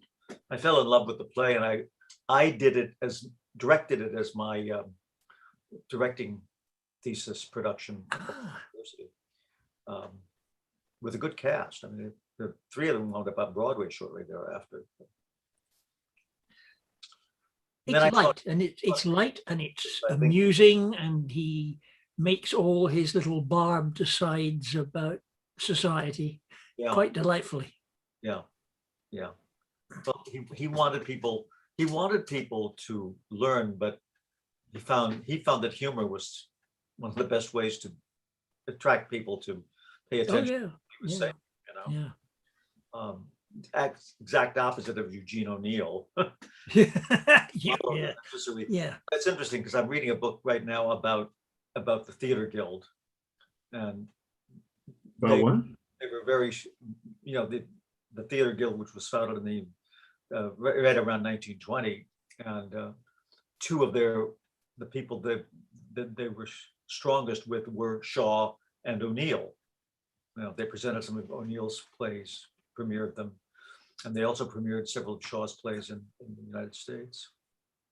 So, what is the Theater Guild? They were founded in about 1920 with a group of actors and producers who wanted to bring a higher quality of plays to the American public. So they produced a lot of European plays and Shaw and some, outstanding American plays. And some of the plays they presented didn't go over, and they grew in strength.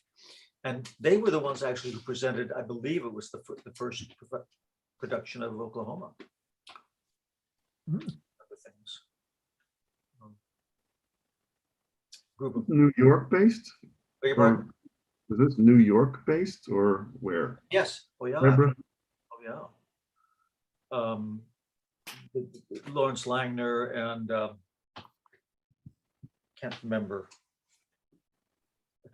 who the read at the moment. I mean, there's actors and actresses, including Philip Loeb and Helen Wesley and the Lunts.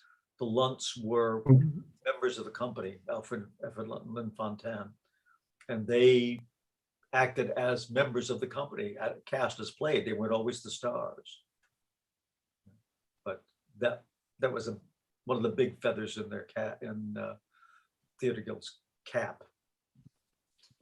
Are we all back? Yes, sir.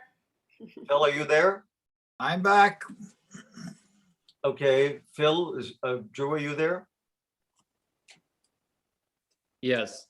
Okay, good. All right. Act 3 takes place in the Clandon sitting room in the hotel. It's quite an elegant and expensive apartment with a French window leading into the gardens. And there's a table. I mean, it's fitted out as a regular sitting room, table, chairs, sofa, etc. Mrs. Clandon is sitting at the writing table, correcting proofs, and Gloria is standing at the window in a tormented reverie. 5. I don't think we need wait any longer for the children. They're sure to get tea somewhere. Shall I ring? Do, my dear. I have finished these proofs at last, thank goodness. What proofs? The new edition of 20th Century Women. There's a chapter missing. Is there? No, surely not. I mean an unwritten one. Perhaps I shall read it for you when I know the end of it. Gloria, more enigmas. Oh no, the same enigma. My dear, Yes, you know I never ask questions. I know. My dear, you are getting quite sentimental. Oh, no, don't say that. Oh, My dear, what is the matter? What? This was what you rang for, ma'am, I hope? Thank you, yes. I thought so, ma'am. Curious how the nerves seem to give out in the afternoon without a cup of tea. The young lady and gentleman have just come back, ma'am. They've been out in a boat, ma'am. Very pleasant on a fine afternoon like this. Very pleasant and invigorating indeed. Mr. McComas will not come to tea, ma'am. He has gone to call upon Mr. Crampton. and the other gentleman? Oh, he's coming, miss, he's coming. He's been rowing the boat, miss, and has just run down to the road to the chemist's for something to put on blisters. But he will be here directly, miss, directly. Anything more, ma'am? Nothing, thank you. Thank you, ma'am.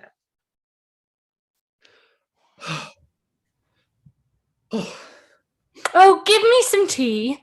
We've been out on a boat, and Valentine will be here presently. He is unaccustomed to navigation. Where's Gloria? Phil, there is something the matter with Gloria. Has anything happened?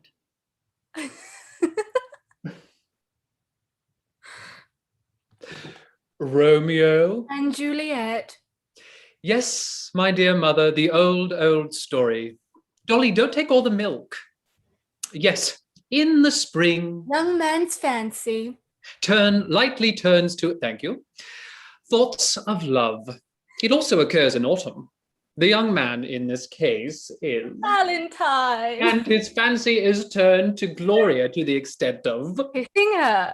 on the terrace. On the lips. For everybody. Phil, Dolly, are you joking? Did she allow it?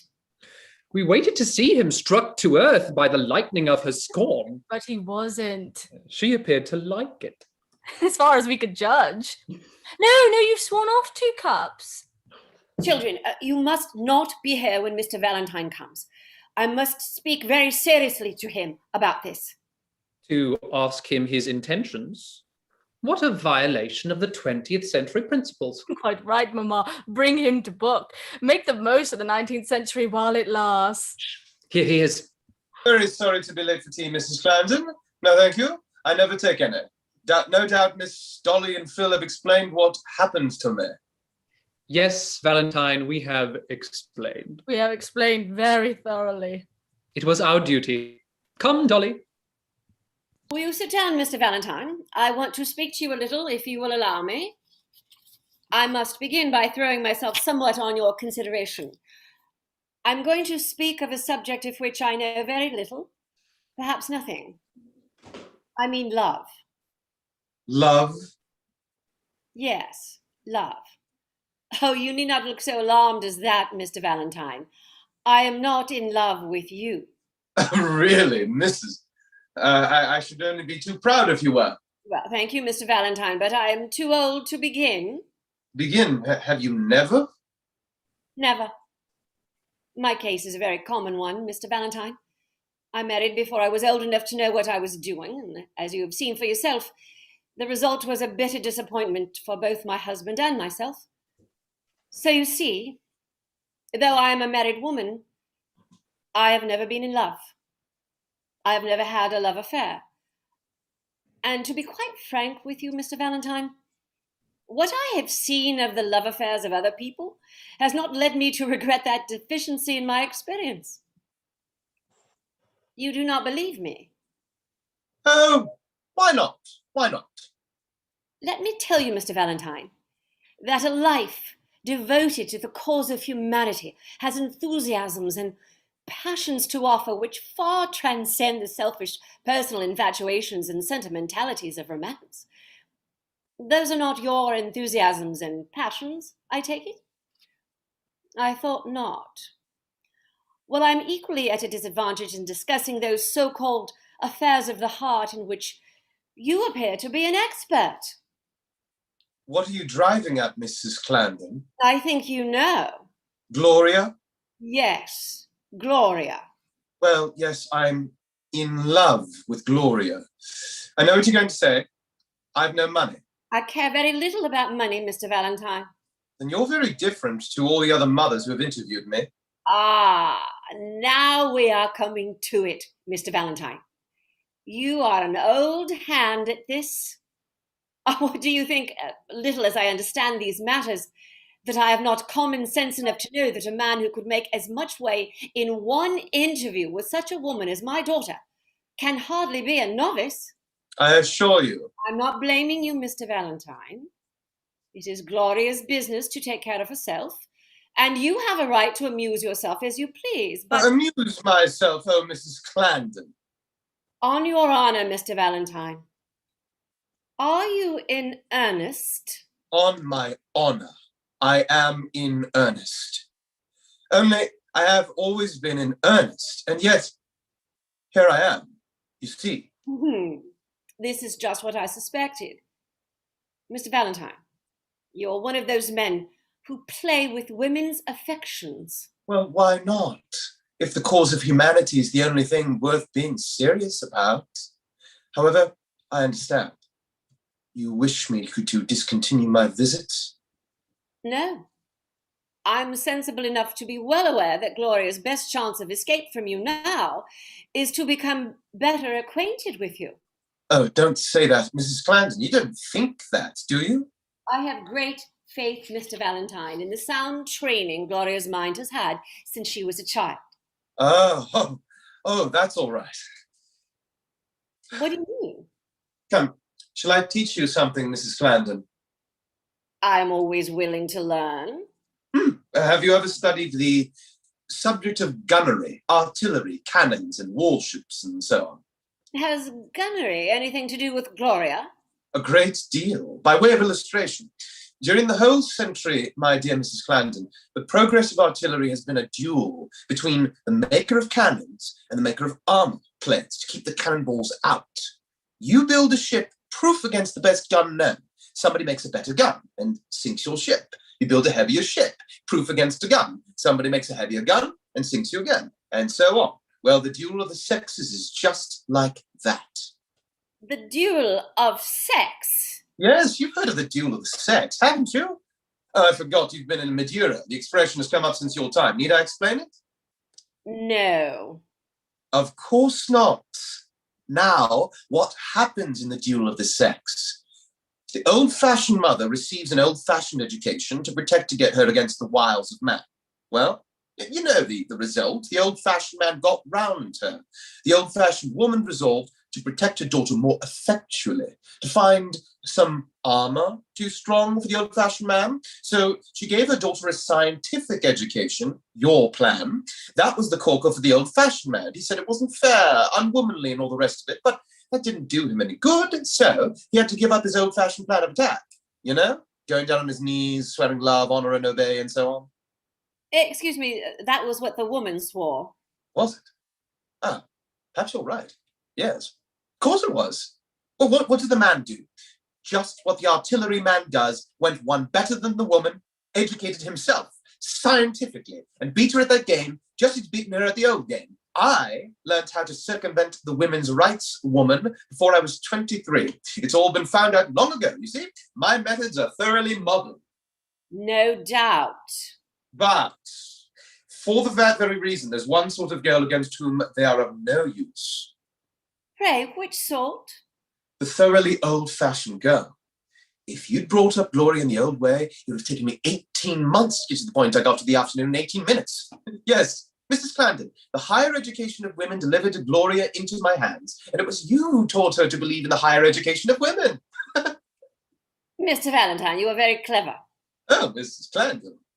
And you have taught me nothing. Goodbye. Goodbye? Mayn't I see her before I go? I'm afraid she will not return until you have gone, Mr. Valentine. She left the room expressly to avoid you. That's a good sign. Goodbye. Why do you think it is a good sign? Because I am mortally afraid of her, and it looks as if she were mortally afraid of me.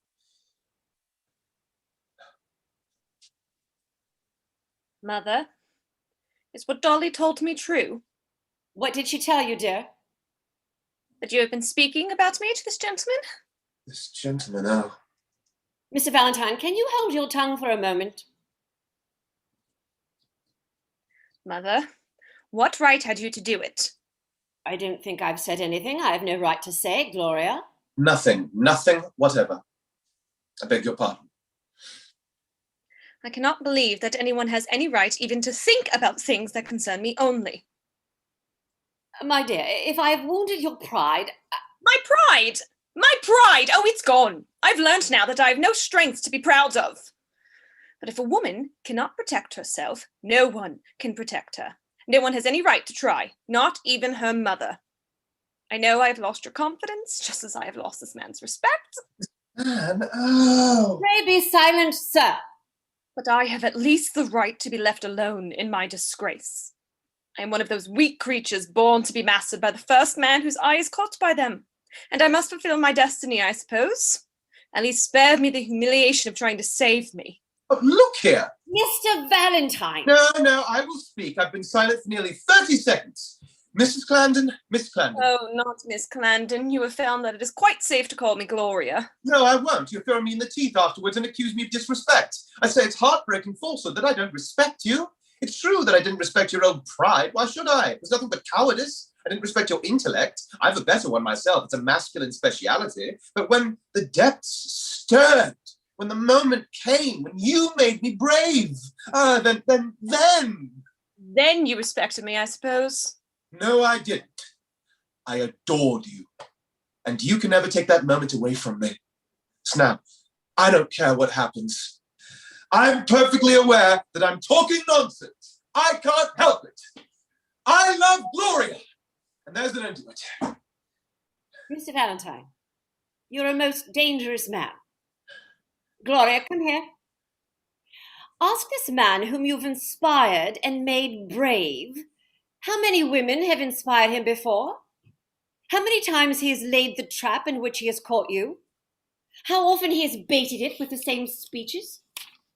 How much practice it has taken him to make him perfect in his chosen part in life as the duelist of sex. This isn't fair.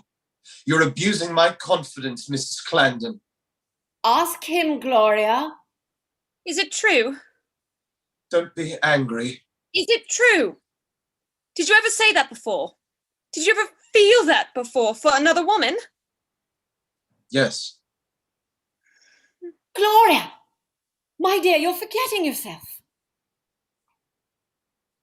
Remember, a man's power of love and admiration is like any other of his powers. He has to throw it away many times before he learns what is really worthy of it.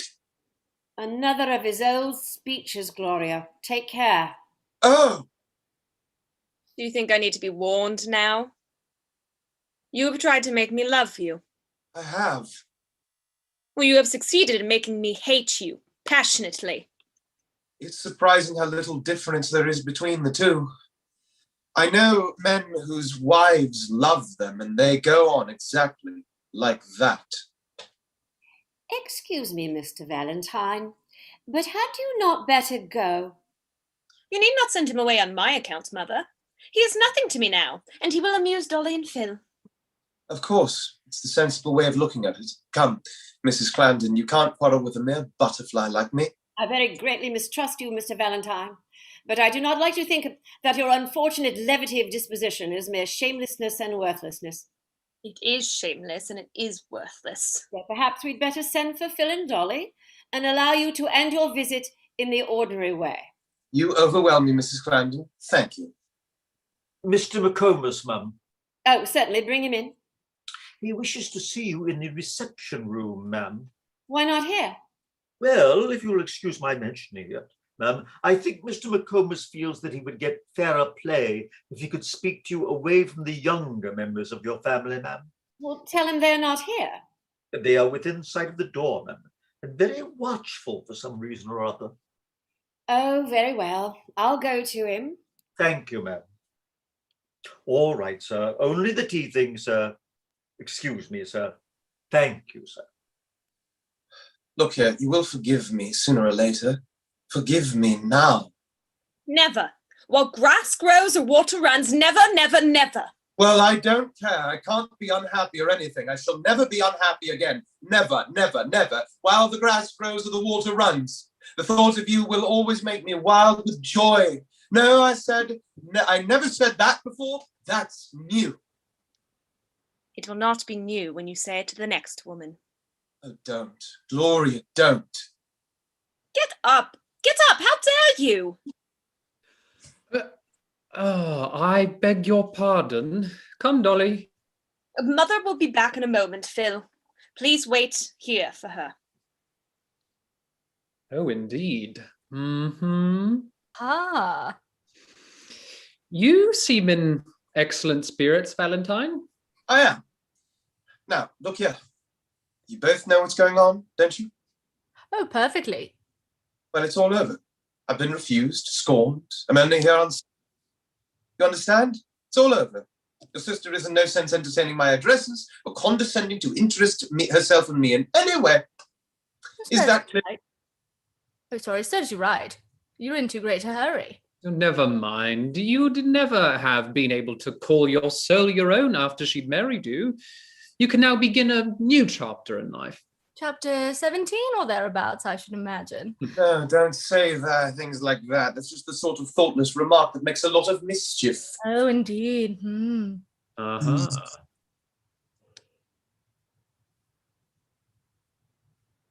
Oh, what cheer, Finch? Very serious news from your father, Miss Clandon. Very serious news indeed. Perhaps I had better go. By no means, Mr. Valentine. You are deeply concerned in this. Mrs. Clandon, your husband demands the custody of his 2 younger children who are not of age. Oh, how nice of him. He likes us, Mamma. I am sorry to have to disabuse you of any such idea, Miss Dorothea. Dorothea? Oh, Finch! No. Dearest Dolly, the deed of separation gives me the custody of the children. It also contains a covenant that you were not to approach or molest him in any way. Well, have I done so? Whether the behavior of your younger children amounts to legal molestation is a question on which it may be necessary to take counsel's opinion. At all events, Mr. Crampton not only claims to have been molested, but he believes that he was brought here by a plot in which Mr. Valentine acted as your agent. What's that, eh? He alleges that you drugged him, Mr. Valentine. So I did. But what did you do that for? Well, 5 shillings extra. I really must ask you, Miss Clandon, not to interrupt. This is very serious conversation with irrelevant interjections. I insist on having earnest matters earnestly and reverently discussed. Miss Clandon, it is my duty to tell you that your father has also persuaded himself that Mr. Valentine wishes to marry you. I do. In that case, sir, you must not be surprised to find yourself regarded by the young lady's father as a fortune hunter. So I am. Do you expect my wife to live on what I earn, 10 pence a week? I have nothing more to say, sir. I shall return and tell Mr. Crampton that this family is no place for a father. Finch! If Mr. Valentine cannot be serious, you can. Sit down. You know that all this is a made-up case, that Fergus does not believe in it any more than you do. Now give me your real advice.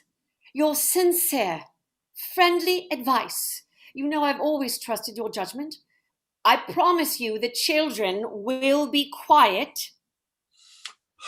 Well, well. What I want to say is this. In the old arrangement with your husband, Mrs. Clandon, you had him at a terrible disadvantage. How so, pray? Well, you were an advanced woman, accustomed to defy public opinion and with no regard for what the world might say to you. Yes, that is true. On the other hand, Mrs. Clandon, your husband had a great horror of anything getting into the papers. There was his business to be considered, as well as the prejudices of an old-fashioned family. Not to mention his own prejudices. Now, no doubt he behaved badly, Mrs. Clandon. No doubt. But was it altogether his fault? Was it mine? No, of course not. You do not mean that, Mr. McComas. My dear young lady, you pick me up very sharply, but let me just put this to you.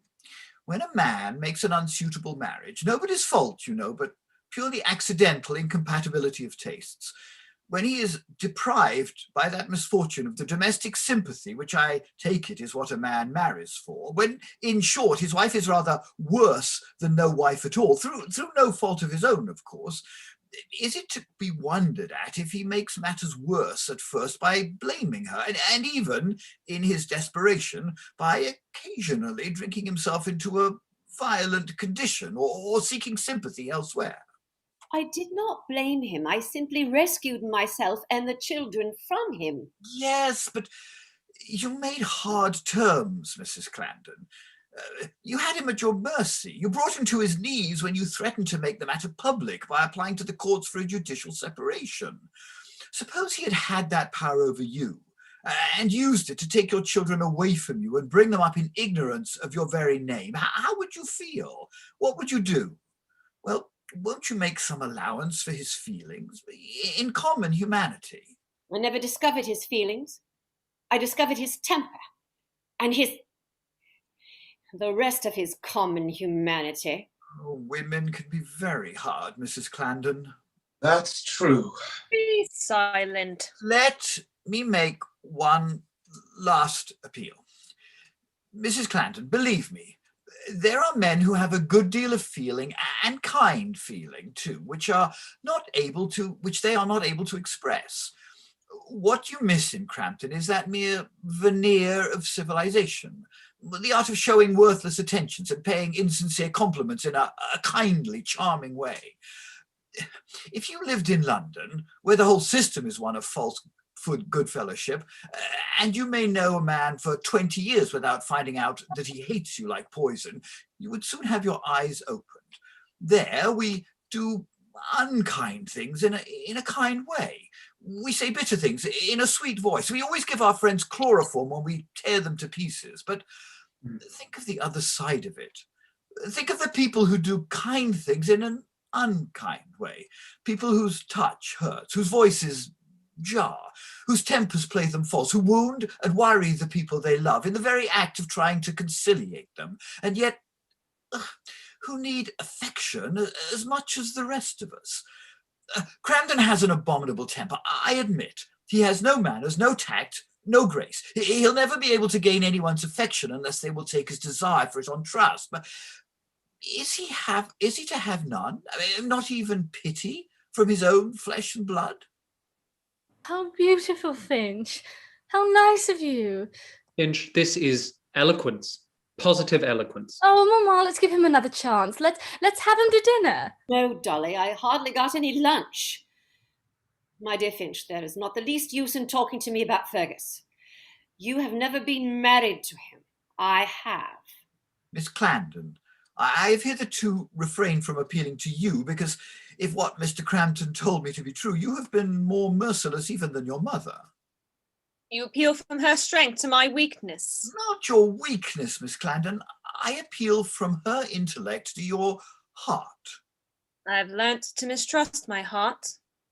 I would tear my heart and throw it away if I could. My answer to you is my mother's answer. Well, I am very sorry, very sorry. I have done my best. Well, what did you expect, Finch? What do you want us to do? The first step for both you and Crampton is to obtain counsel's opinion as to whether he is bound by the deed of separation or not. Now, why not obtain this opinion at once and have a friendly meeting, or shall we say a neutral meeting, to settle the difficulty here in this hotel tonight? What do you say? But where is the council's opinion to come from? Well, it has dropped down on us out of the clouds. On my way back here from Crampton's, I met a most eminent QC, a man whom I briefed in the case that made his name for him. He has come down here from Saturday to Monday for the sea air and to visit a relative of his who lives here. He has been good enough to say that if I can arrange a meeting of the parties, he will come and help us with his opinion. Now, do let us seize this chance of a quiet, friendly family adjustment. Let me bring my friend here and try to persuade Crampton to come too. Come, consent. Finch, I don't want counsel's opinion because I intend to be guided by my own opinion. I don't want to meet Fergus again because I don't like him and don't believe the meeting will do any good. However, you have persuaded the children that he is not quite hopeless. Do as you please. Oh, thank you, Mrs. Clandon. Will 9 o'clock suit you? Perfectly. Phil, will you ring, please? But if I'm to be accused of conspiring with Mr. Valentine, I think he'd better be present. I quite agree with you. I think it's most important. Well, there can be no objection to that, I think. I have the greatest hopes of a happy settlement. Goodbye for the present. We expect some visitors at 9, William. Can we have dinner at 7 instead of 7:30? 7, ma'am? Certainly, ma'am. It will be a convenience to us this busy evening, ma'am. There will be the band and the arranging of the fairy lights and one thing and another, ma'am. The fairy lights. The band? William, what do you mean? A fancy ball, miss. Fancy ball? Oh, yes, sir. Given by the Regatta Committee for the benefit of the lifeboat, sir. We often have them, ma'am. Chinese lanterns in the garden, ma'am. Very bright and pleasant, very gay and innocent indeed. Tickets downstairs at the office, sir. 5 shillings. Ladies half price if accompanied by a gentleman. To the office, William. Quick before they're all sold. What on earth are they going to do? I really must go and stop this. I understand. I've stayed too long. I'm going. I owe you some apology, Mr. Valentine. I'm conscious of having spoken somewhat sharply, perhaps rudely, to you. Not at all. My only excuse is that it is very difficult to give consideration and respect when there is no dignity of character on the other side to command it. How is a man to look dignified when he's infatuated? Don't say those things to me. I forbid you. They are insults. No, they're only follies. I can't help them. If you were really in love, it would not make you foolish. It would give you dignity, earnestness, even beauty. Do you really think it would make me beautiful? You see, you're not in earnest. Love can't give any man new gifts. It can only heighten the gifts he was born with. What gifts were you born with, pray? Lightness of heart, and lightness of head, and lightness of face, and lightness of everything that makes a man. Yes, the whole world is like a feather dancing in the light now, and Gloria is the sun. I beg your pardon, I'm off. Back at 9. Goodbye. Act 4, the same room, 9 o'clock. Nobody present. The lamps are lighted and the curtains are not drawn.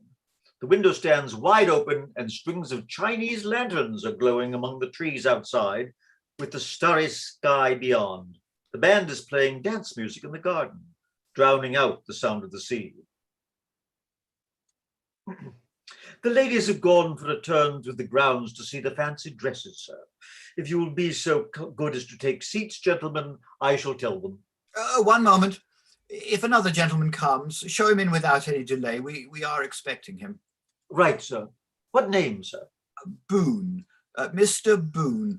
He's a stranger to Mrs. Clandon, so he may give you a card. If so, the name is spelled B-O-H-U-N. You will not forget. You may depend upon me for that, sir. My own name is Bohun, sir, though I am best known down here as Balmy Water, sir. But by rights, I should spell it with the H-U, sir, but I think it best not to take that liberty, sir.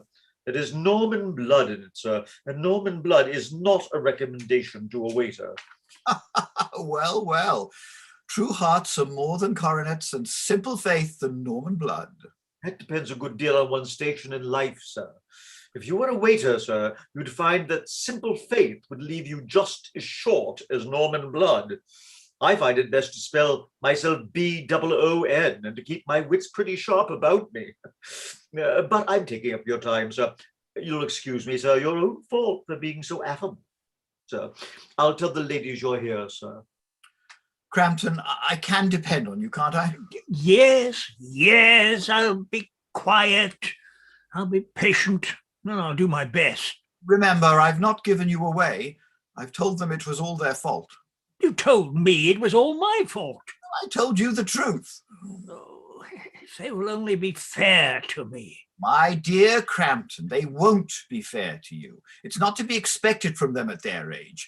If you're going to make impossible conditions of this kind, we may as well go back home at once. But surely I have a right. You won't get your rights now. Once for all, Compton, did your promises of good behavior only mean that you won't complain if there's nothing to complain of? Because if so... No. Let me alone, can't you? I've been bullied enough.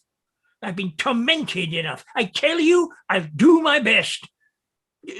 But if that girl begins to talk to me like that and to look at me like... Oh. There, it'll be all right. If you'll only bear and forbear. Come, pull yourself together. Oh, there's someone coming. Oh, there he is, Miss Clandon. Be kind to him. I'll leave you with him for a moment. Where's McComas? Gone out to leave us together. Delicacy on his part, I suppose. Well, father? Well, daughter.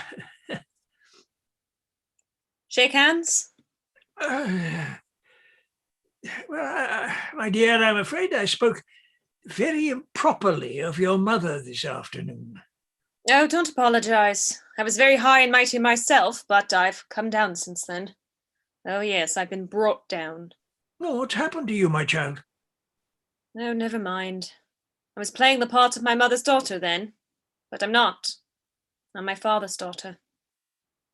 It's a come down, isn't it? What? You? Well, yes, my dear, I suppose it is. I'm afraid I'm sometimes a little irritable, but I know what's right and reasonable all the time, even when I don't act on it. Can you believe that? Believe it? Why, that's myself all over. I know what's right and dignified and strong and noble just as well as she does, but, the things I do, the things I let other people do. As well as she does. You mean your mother? Yes, mother. Now listen, no treason to her, no word, no thought against her. She is our superior, yours and mine, high heavens above us. Is that agreed? Yes, yes, just as you please, my dear. You don't like her? Oh, my child, you haven't been married to her. I have.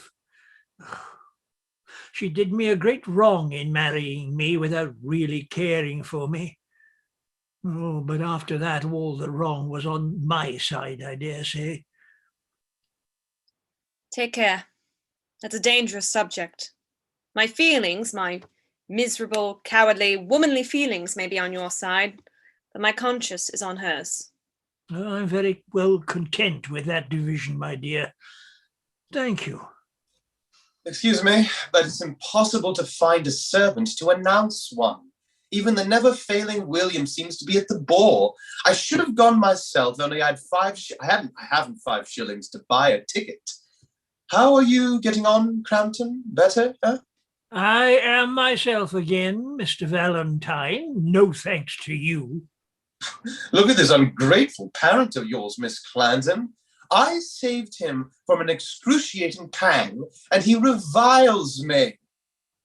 I am sorry my mother is not here to receive you, Mr. Valentine. It is not quite 9 o'clock, and the gentleman of whom Mr. McComas spoke, the lawyer, is not yet come. Oh, yes, he is. I've met him and talked to him. You'll like him, Miss Clandon. He's a very incarnation of intellect. You can hear his mind working. Where is he? Brought a false nose and gone into a fancy ball. It seems that everybody has gone to this fancy ball instead of keeping to our appointment here. Oh, he'll come all right enough. That was half an hour ago. I didn't like to borrow 5 shillings from him and go in with him, so I joined the mob and looked through the railings until Miss Clandon disappeared into the hotel through the window. So it has come to this, that you follow me about in public to stare at me. Yes, somebody ought to chain me up. I am so sorry to have kept you all waiting. Beg pardon, sir, but this is a private apartment, sir. If you allow me, sir, I will show you the American bar and supper room, sir. This way, sir.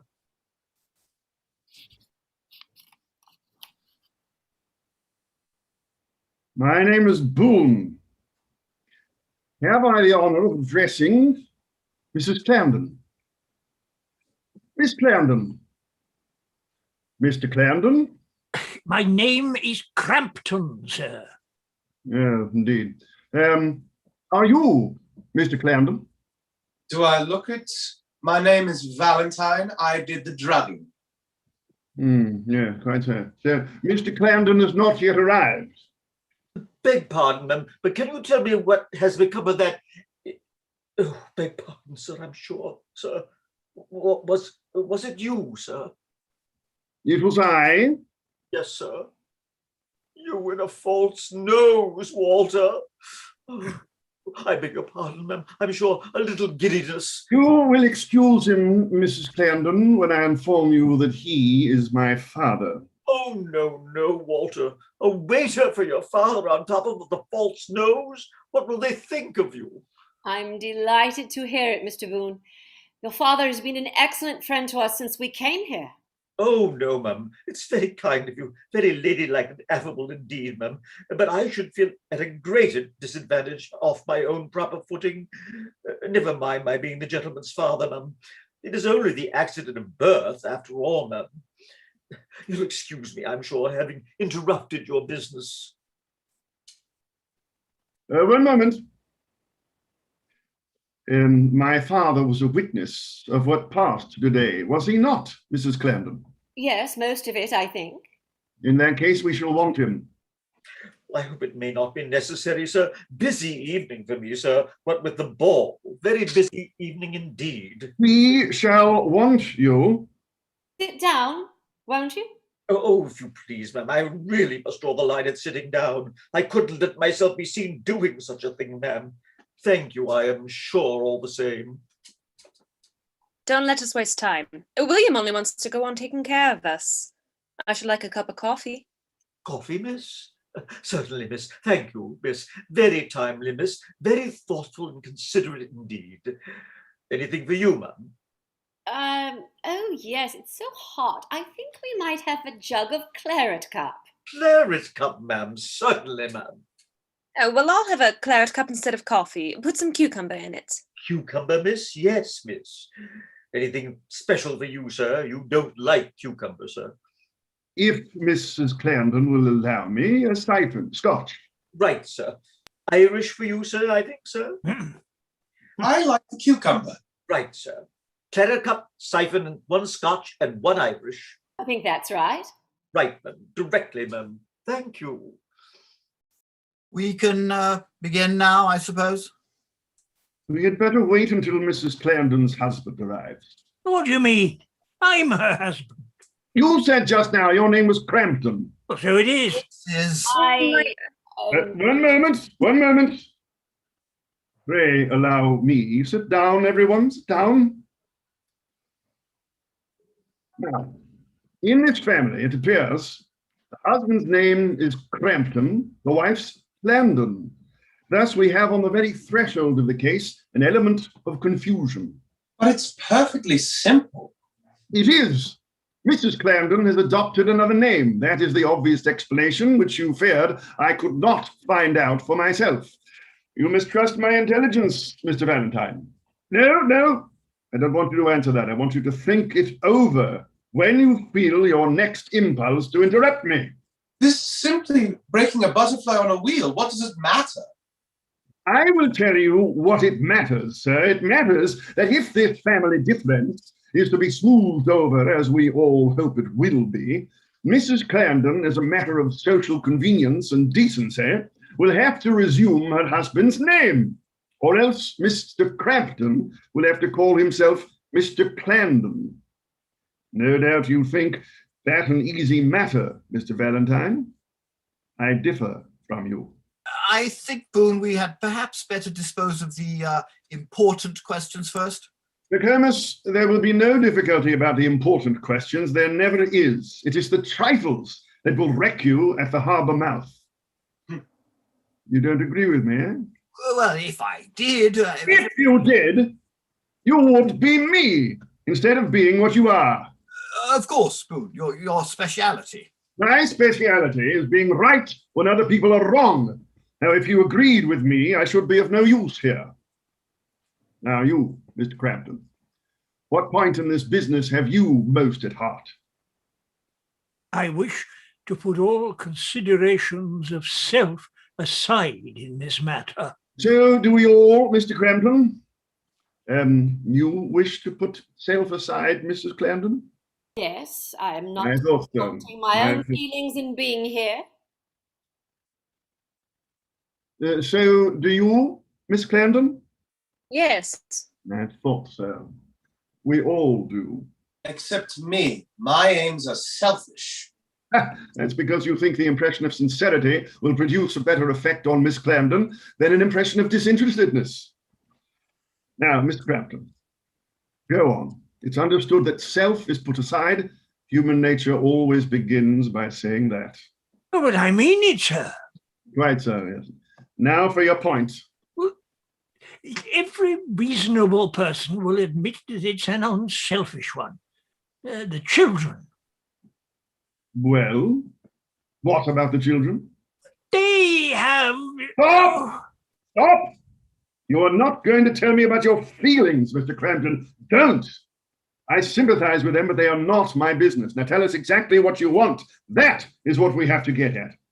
It's a very difficult question to answer, Mr. Bohun. Come, I'll help you out. What do you object to in the present circumstances of the children? I object to the way they've been brought up. And how do you propose to alter that now? Well, I think they ought to dress more quietly. Nonsense. When you are both done, Mr. Valentine, when you are quite done... What's wrong with Miss Clandon's dress? My opinion is as good as yours. Father? No, I didn't mean you, my dear. Oh, yeah. But the two younger ones, you've not seen them, Mr. Bohun. I think indeed you would agree with me that there is something very noticeable, something almost gay and frivolous in their style of dressing. Do you suppose I choose their clothes for them? Really, this is childish. Childish? Crampton, honest. Reasonably. Irish for you, sir. Scotch and siphon for you, sir. And claret cup. I'm afraid we've interrupted you, Mr. Boone. You did. Wait a bit. Yes, sir, certainly, sir. You don't mind our detaining you, I hope. Mr. Boone wishes it. Oh, no, ma'am, not at all, ma'am. It is a pleasure to me to watch the working of his trained and powerful mind. Very stimulating, very entertaining and instructive indeed, ma'am. Now, Mr. Crampton, we are waiting for you.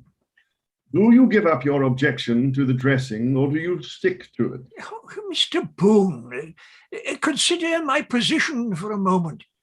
I haven't got myself alone to consider. There's my sister, Sophronia, and my brother-in-law, all their circle. They have a great horror of anything that is at all, well...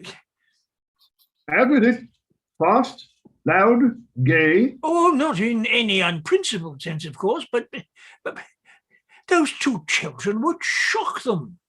They're not fit to mix with their own people. That's what I complain of. Mr. Valentine, do you think there is anything fast or loud about Phil and Dolly? Certainly not. It's utter bosh. Nothing can be a better taste. Oh, yes, of course you say so. William, you see a great deal of good English society. Are my children overdressed? Oh, dear, no, ma'am. Oh, no, sir, not at all. A little pretty and tasty, no doubt, but very choice and classy, very genteel and high-toned indeed. Might be the son and daughter of a dean, sir, I assure you, sir. You've only to look at them, sir, to...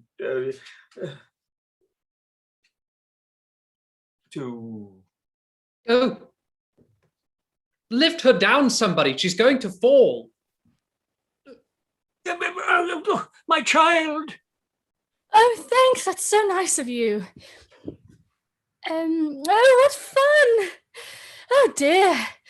Oh, claret cup. This is the young lady, is it? Yes, sir. Please, who are you? This is Mr. Boone, Dolly, who's very kindly come to help us this evening. Oh, then he comes as a boon and a blessing. Mr. Boone, McComas, I appeal to you. Is this right? Would you blame my sister's family for objecting to this? Have you begun again? No. It's perhaps natural at your age. Never mind my age. Is it pretty? Oh, yes, dear, yes. Do you like it? My child, how can you expect me to like it or to approve of it? How can you think it pretty and not like it? Really, I must say. No, don't interrupt, McComas. The young lady's method is right. Press your questions, Miss Clandon. Press your questions. Oh dear, you are a regular overwhelmer. Do you always go on like this? Yes!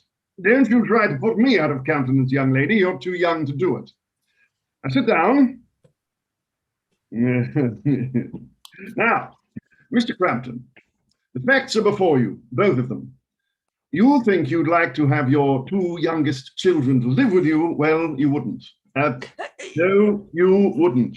You think you would, but I know better than you. You want this young lady here to give up dressing like a stage Columbine in the evening and like a fashionable Columbine in the morning. Well, she won't. Never. She thinks she will. No, but... I don't. I'll never give up dressing prettily, never. As Gloria said to that man in Madeira, never, never, never, while grass grows or water runs. What? When did you say that? Who did she say that to? Mr. Valentine. But don't interrupt me, sir. This is something really serious. I insist on knowing who Miss Clandon said that to. Well, perhaps Phil remembers. Which was it, Phil? Number 3 or number 5? Number 5? But courage, Valentine. It wasn't number 5. It was only a tame naval lieutenant that was always on hand, the most patient and harmless of mortals. What are we discussing now, pray? Excuse me, I am so sorry I interrupted. I shall not intrude further, Miss Clandon. Aha. Please go on, Mr. Boone. You're going to bully us, Mr. Boone. I, Oh, yes, you are. You think you're not, but you are. I know by your eyebrows. Mrs. Clandon, these are clever children, clear-headed, well-brought-up children. I make that admission deliberately. Can you, in return, point out to me any way of inducing them to hold their tongues? Dolly, dearest. Our ode failing. Dolly, silence. Now, Mr. Bohun, before they begin again. Quick, sir, be quick. Dear William. Shh. Have you any intention of getting married? Well, Finch calls me by my Christian name. I will not have this, Mr. Bohun. I use the young lady's Christian name naturally as an old friend of her mother's. Yes, well, you can call me Dolly as an old friend of my mother's, but what about Dorothea? You now keep your temper, McComas. Don't let us quarrel. Be patient. I will not be patient. You are showing the most wretched weakness of character, Crampton. I say this is monstrous. Mr. Bohun, please bully Finch for us. I will. McComas, you're making yourself ridiculous. Sit down.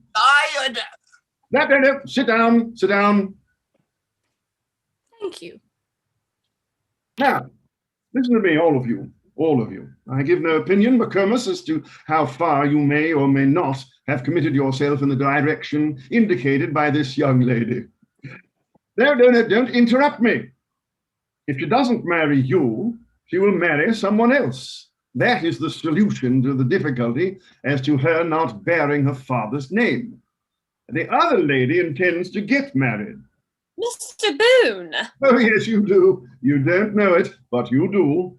Stop! I warned you, Mr. Bohun, not to answer for my intentions. It is of no use, Miss Clandon. You can't put me down. I tell you, your name will soon be neither Clandon nor Crampton, and I could tell you what it will be if I chose. Mr. Crampton, your notion of going to law is all nonsense. Your children will be of age before you could get the point decided. You can do nothing but to make a friendly arrangement. If you want your family more than they want you, you'll get the worst of the arrangement. If they want you more than you want them, you'll get the better of it. Now, the strength of their position lies in their being very agreeable people personally. The strength of your position lies in your income. Oh, well, now you look quite like a human being. Mayn't I have just one dance with you? Can you dance? Yes! You think I can't, but I can. Come along. Oh, with the dance, let joy be unconfined. William? Yes, sir. Can you procure a couple of dominoes and false noses for my father and Mr. McComas? Most certainly not. I protest. Oh, no. What harm will it do just for once, McComas? Oh, don't let us be spoil sports. Crampton, you are not the man I took you for. Bullies are always cowards. Well, never mind. We must indulge them a little. Can you get us something to wear, waiter? Certainly, sir. This way, sir. Dominoes and noses, sir. I shall wear my own nose. Oh, dear, yes, sir. The false one will fit over quite easily, sir. Plenty of room, sir. Plenty of room. Come along, my boy. Come along. Coming, Dad. Coming. Did you feel the pathos in that? Why did Mr. Valentine go away so suddenly, I wonder? I don't know. Yes, I do know. And let us go and see the dancing. Excuse me, I thought the party had quite broken up. Then why did you come back?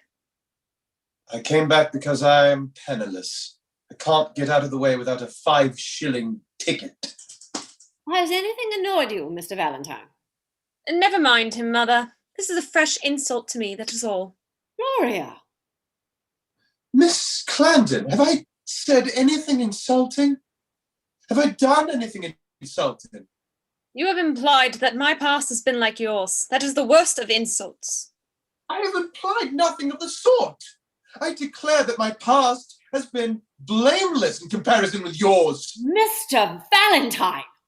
Well, what am I to think when I learn that Miss Clandon has made exactly the same speeches to other men that she's made to me when I hear at least 5 former lovers with a Dame naval lieutenant thrown in? Oh, it's too bad.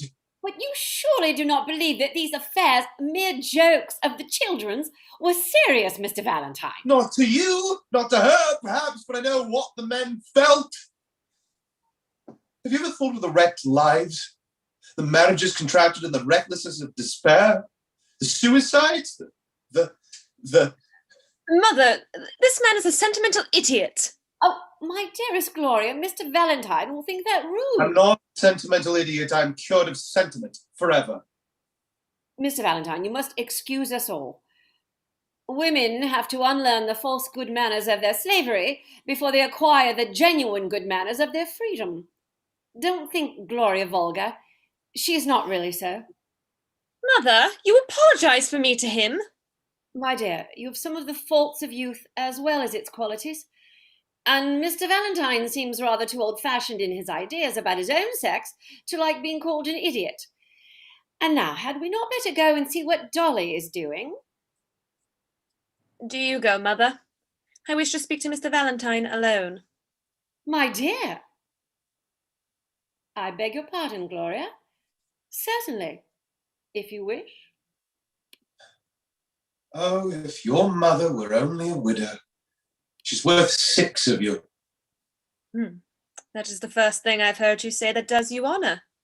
Stuff. Come, say what you want to say and let me go. I have only this to say. You dragged me down to your level for a moment this afternoon. Do you think, if that had ever happened before, that I should not have been on my guard, that I should not have known what was coming and known my own miserable weakness? Don't talk of it that way. What do I care for anything in you but your weakness, as you call it?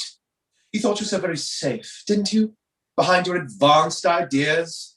I amused myself by upsetting them pretty easily. Indeed. But why did I do it? Because I was being tempted to awaken your heart, to stir the depths in you. Why was I tempted? Because nature was in deadly earnest with me, when I was in jest with her. When the great moment came, who was awakened? Who was stirred? In whom did the depths break up? In myself. Myself. I was transported. You were only offended, shocked. You were only an ordinary young lady, too ordinary to allow tame lieutenants to go as far as I went. That's all. I shall not trouble you with conventional apologies. Goodbye. Stop.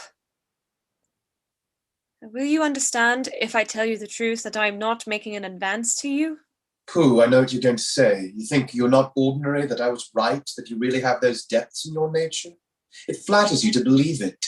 Well, I grant you are not ordinary in some ways. You're a clever girl. But you've not been awakened yet. You didn't care. You don't care. It was my tragedy, not yours. Goodbye. Let us part kindly. Goodbye. I trust you will soon recover from the wound. I shall recover. Such wounds heal more than they harm. After all, I still have my own Gloria. What do you mean? The Gloria of my imagination. Keep your own Gloria. The Gloria of your imagination. The real Gloria. The Gloria who was shocked, offended, horrified, or yes, quite truly, who was driven almost mad with shame by the feeling that all her power over herself had been broken down at her first real encounter with... Take care. I'm losing my senses again. Gloria, beast. Gloria, be sensible. It's no use. I haven't a penny in the world. Can't you earn one? Other people do. I never could. You'd be unhappy. My dearest love, I should be the merest fortune-hunting adventurer if I... Oh, Lord. Oh, I don't know anything about women. 12 years' experience is not enough.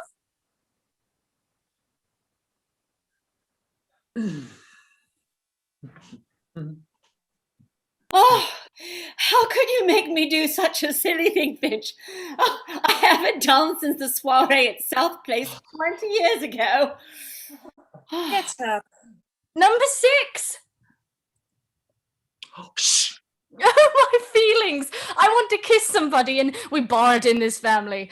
Where's Finch? No, positively. Oh, you're just in time. Now, bless them. No, I will have no such thing, even in jest. When I need a blessing, I shall ask my mother's. Well, am I to understand that you have engaged yourself to this young gentleman? Yes. Do you intend to be our friend Or or our father? Well, I should like to be both, my child. But surely, dear Mr. Valentine, I appeal to your sense of honor. You're quite right. It's perfect madness. If you go to dance together, I shall have to borrow 5 shillings for her for a ticket. Gloria, don't be rash. You're throwing yourself away. I'd much better clear straight out of this and never see any of you again. I shan't commit suicide. I shan't even be unhappy. It'll be a relief to me. I am frightened. I'm positively frightened, and that's the plain truth. you shall not go? No, dearest, of course not. But will somebody only talk sense for a moment and bring us all to reason? I can't. Where's Bohun? Boon's the man. Phil, go and summon Bohun. From the vasty deep I go. If you'll excuse my putting in a word, sir, do not let a matter of 5 shillings stand between you and your happiness, sir. We shall be only too pleased to put the ticket down to you, and you can settle at your convenience. Very glad to meet you in any way. Very happy and pleasant indeed, sir. He comes. Point is, Mr. Bohun. Excuse me, sir. The point must be put to him by a solicitor. The question is one of an engagement between these 2 young people. The lady has some property and, well, we'll probably have a good deal more. Possibly. I hope so. And the gentleman hasn't a rap. But then he insists on a settlement. That shocks your delicacy. Most sensible precautions do. But if you ask my advice, and I give it to you, have a settlement. You shall have a settlement. My good sir, I don't want advice for myself. Give her some advice. She won't take it. When you're married, she won't take yours either. Oh, no, you won't. You think you will, but you won't. He'll set you to work. He'll set to work and earn his living. Oh, yes, you will. You will. You think you won't, but you will. She'll make you. Then, Mr. Bohun, you don't think this match an unwise one? Yes, I do. All matches are unwise. It's unwise to be born. It's unwise to be married. It's unwise to live. It's unwise to die. Then, if I may respectfully put a word in, sir, so much the worse for wisdom. Cheer up, sir, cheer up. Every man is frightened of marriage when it comes to the point, but it often turns out very comfortable, very enjoyable and happy indeed, sir, from time to time. I never was master in my own house, sir. My wife was like your young lady. She was of a commanding and masterful disposition, which my son has inherited. But if I had my life to live over twice, I'd do it again. I'd do it again, I do assure you. You never can tell, sir. You never can tell. Allow me to remark that if Gloria has made up her mind... The matter's settled and Valentine's done for, and we're missing all the dances. May I have a dance? Excuse me. I claim that privilege as counsel's fee. May I have the honor? Thank you. Dolly? May I? Nonsense. Finch! Oh, my Finch. Oh, pray restrain. Really? Oh. Mrs. Clandon, may I? Come, mother. Phil! Phil!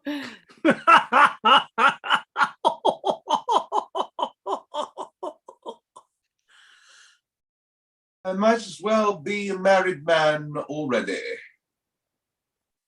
And curtain. Yay! One of those plays that has a darn luncheon scene in it, like Charlie's Aunt, where you need you really Yeah. rehearse it. But we managed it.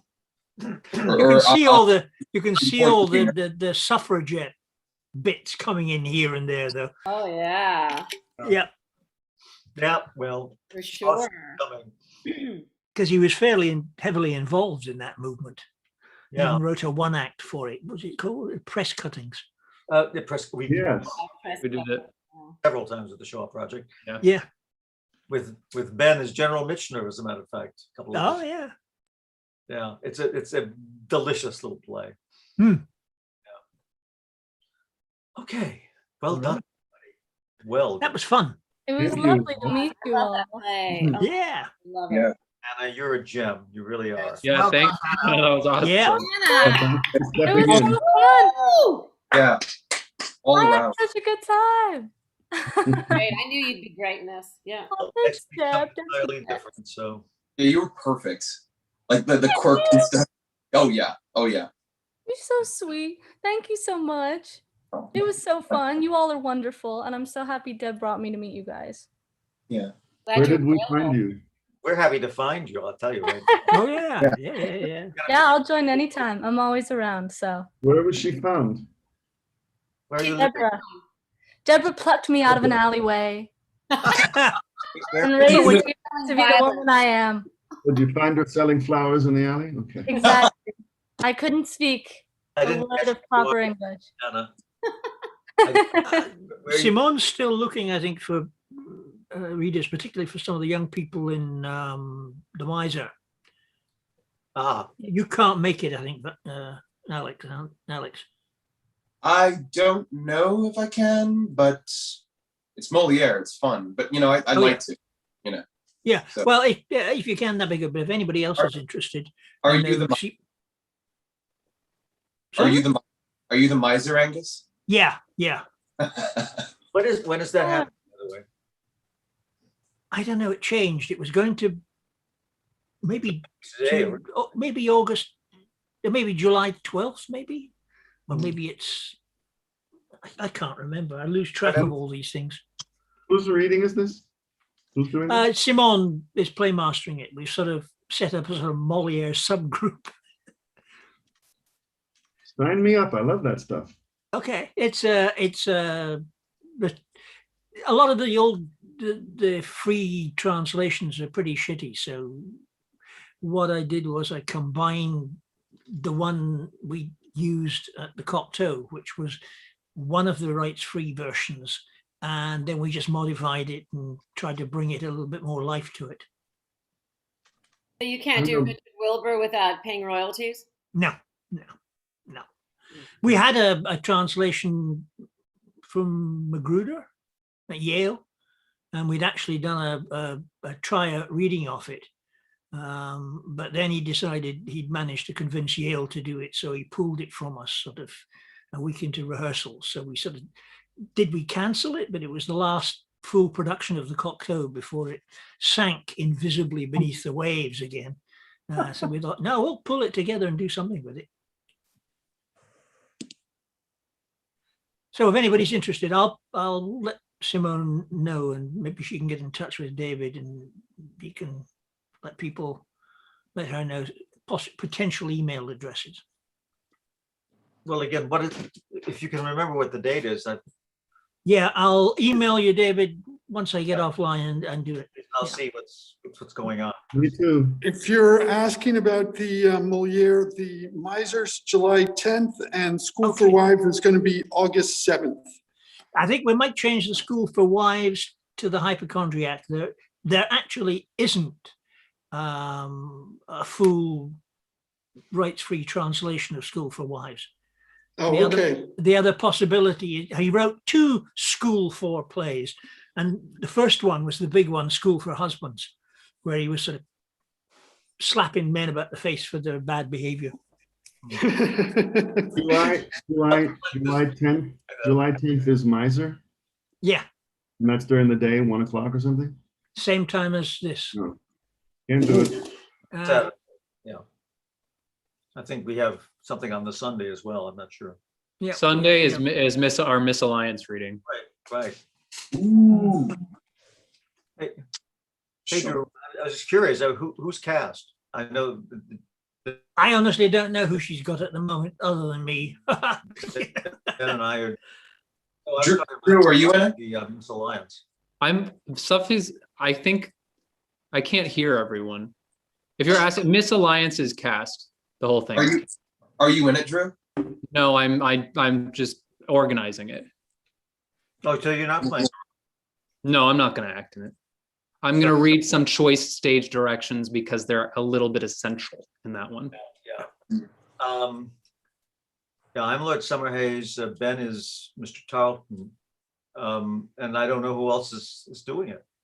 I've got a whole bunch of new faces for everyone Cool. to meet and see. I'm trying to bring everybody, a bunch of people all into this. So Because Good. Please. as you saw today, we needed a new face. yeah, Mhm. exactly. Yeah, so we can have rounds of people to. What happened to our old? Like musical chairs. Yes. Yeah. You got What happened to our old face? I think she was on a plane. Yeah. Yeah, she's traveling.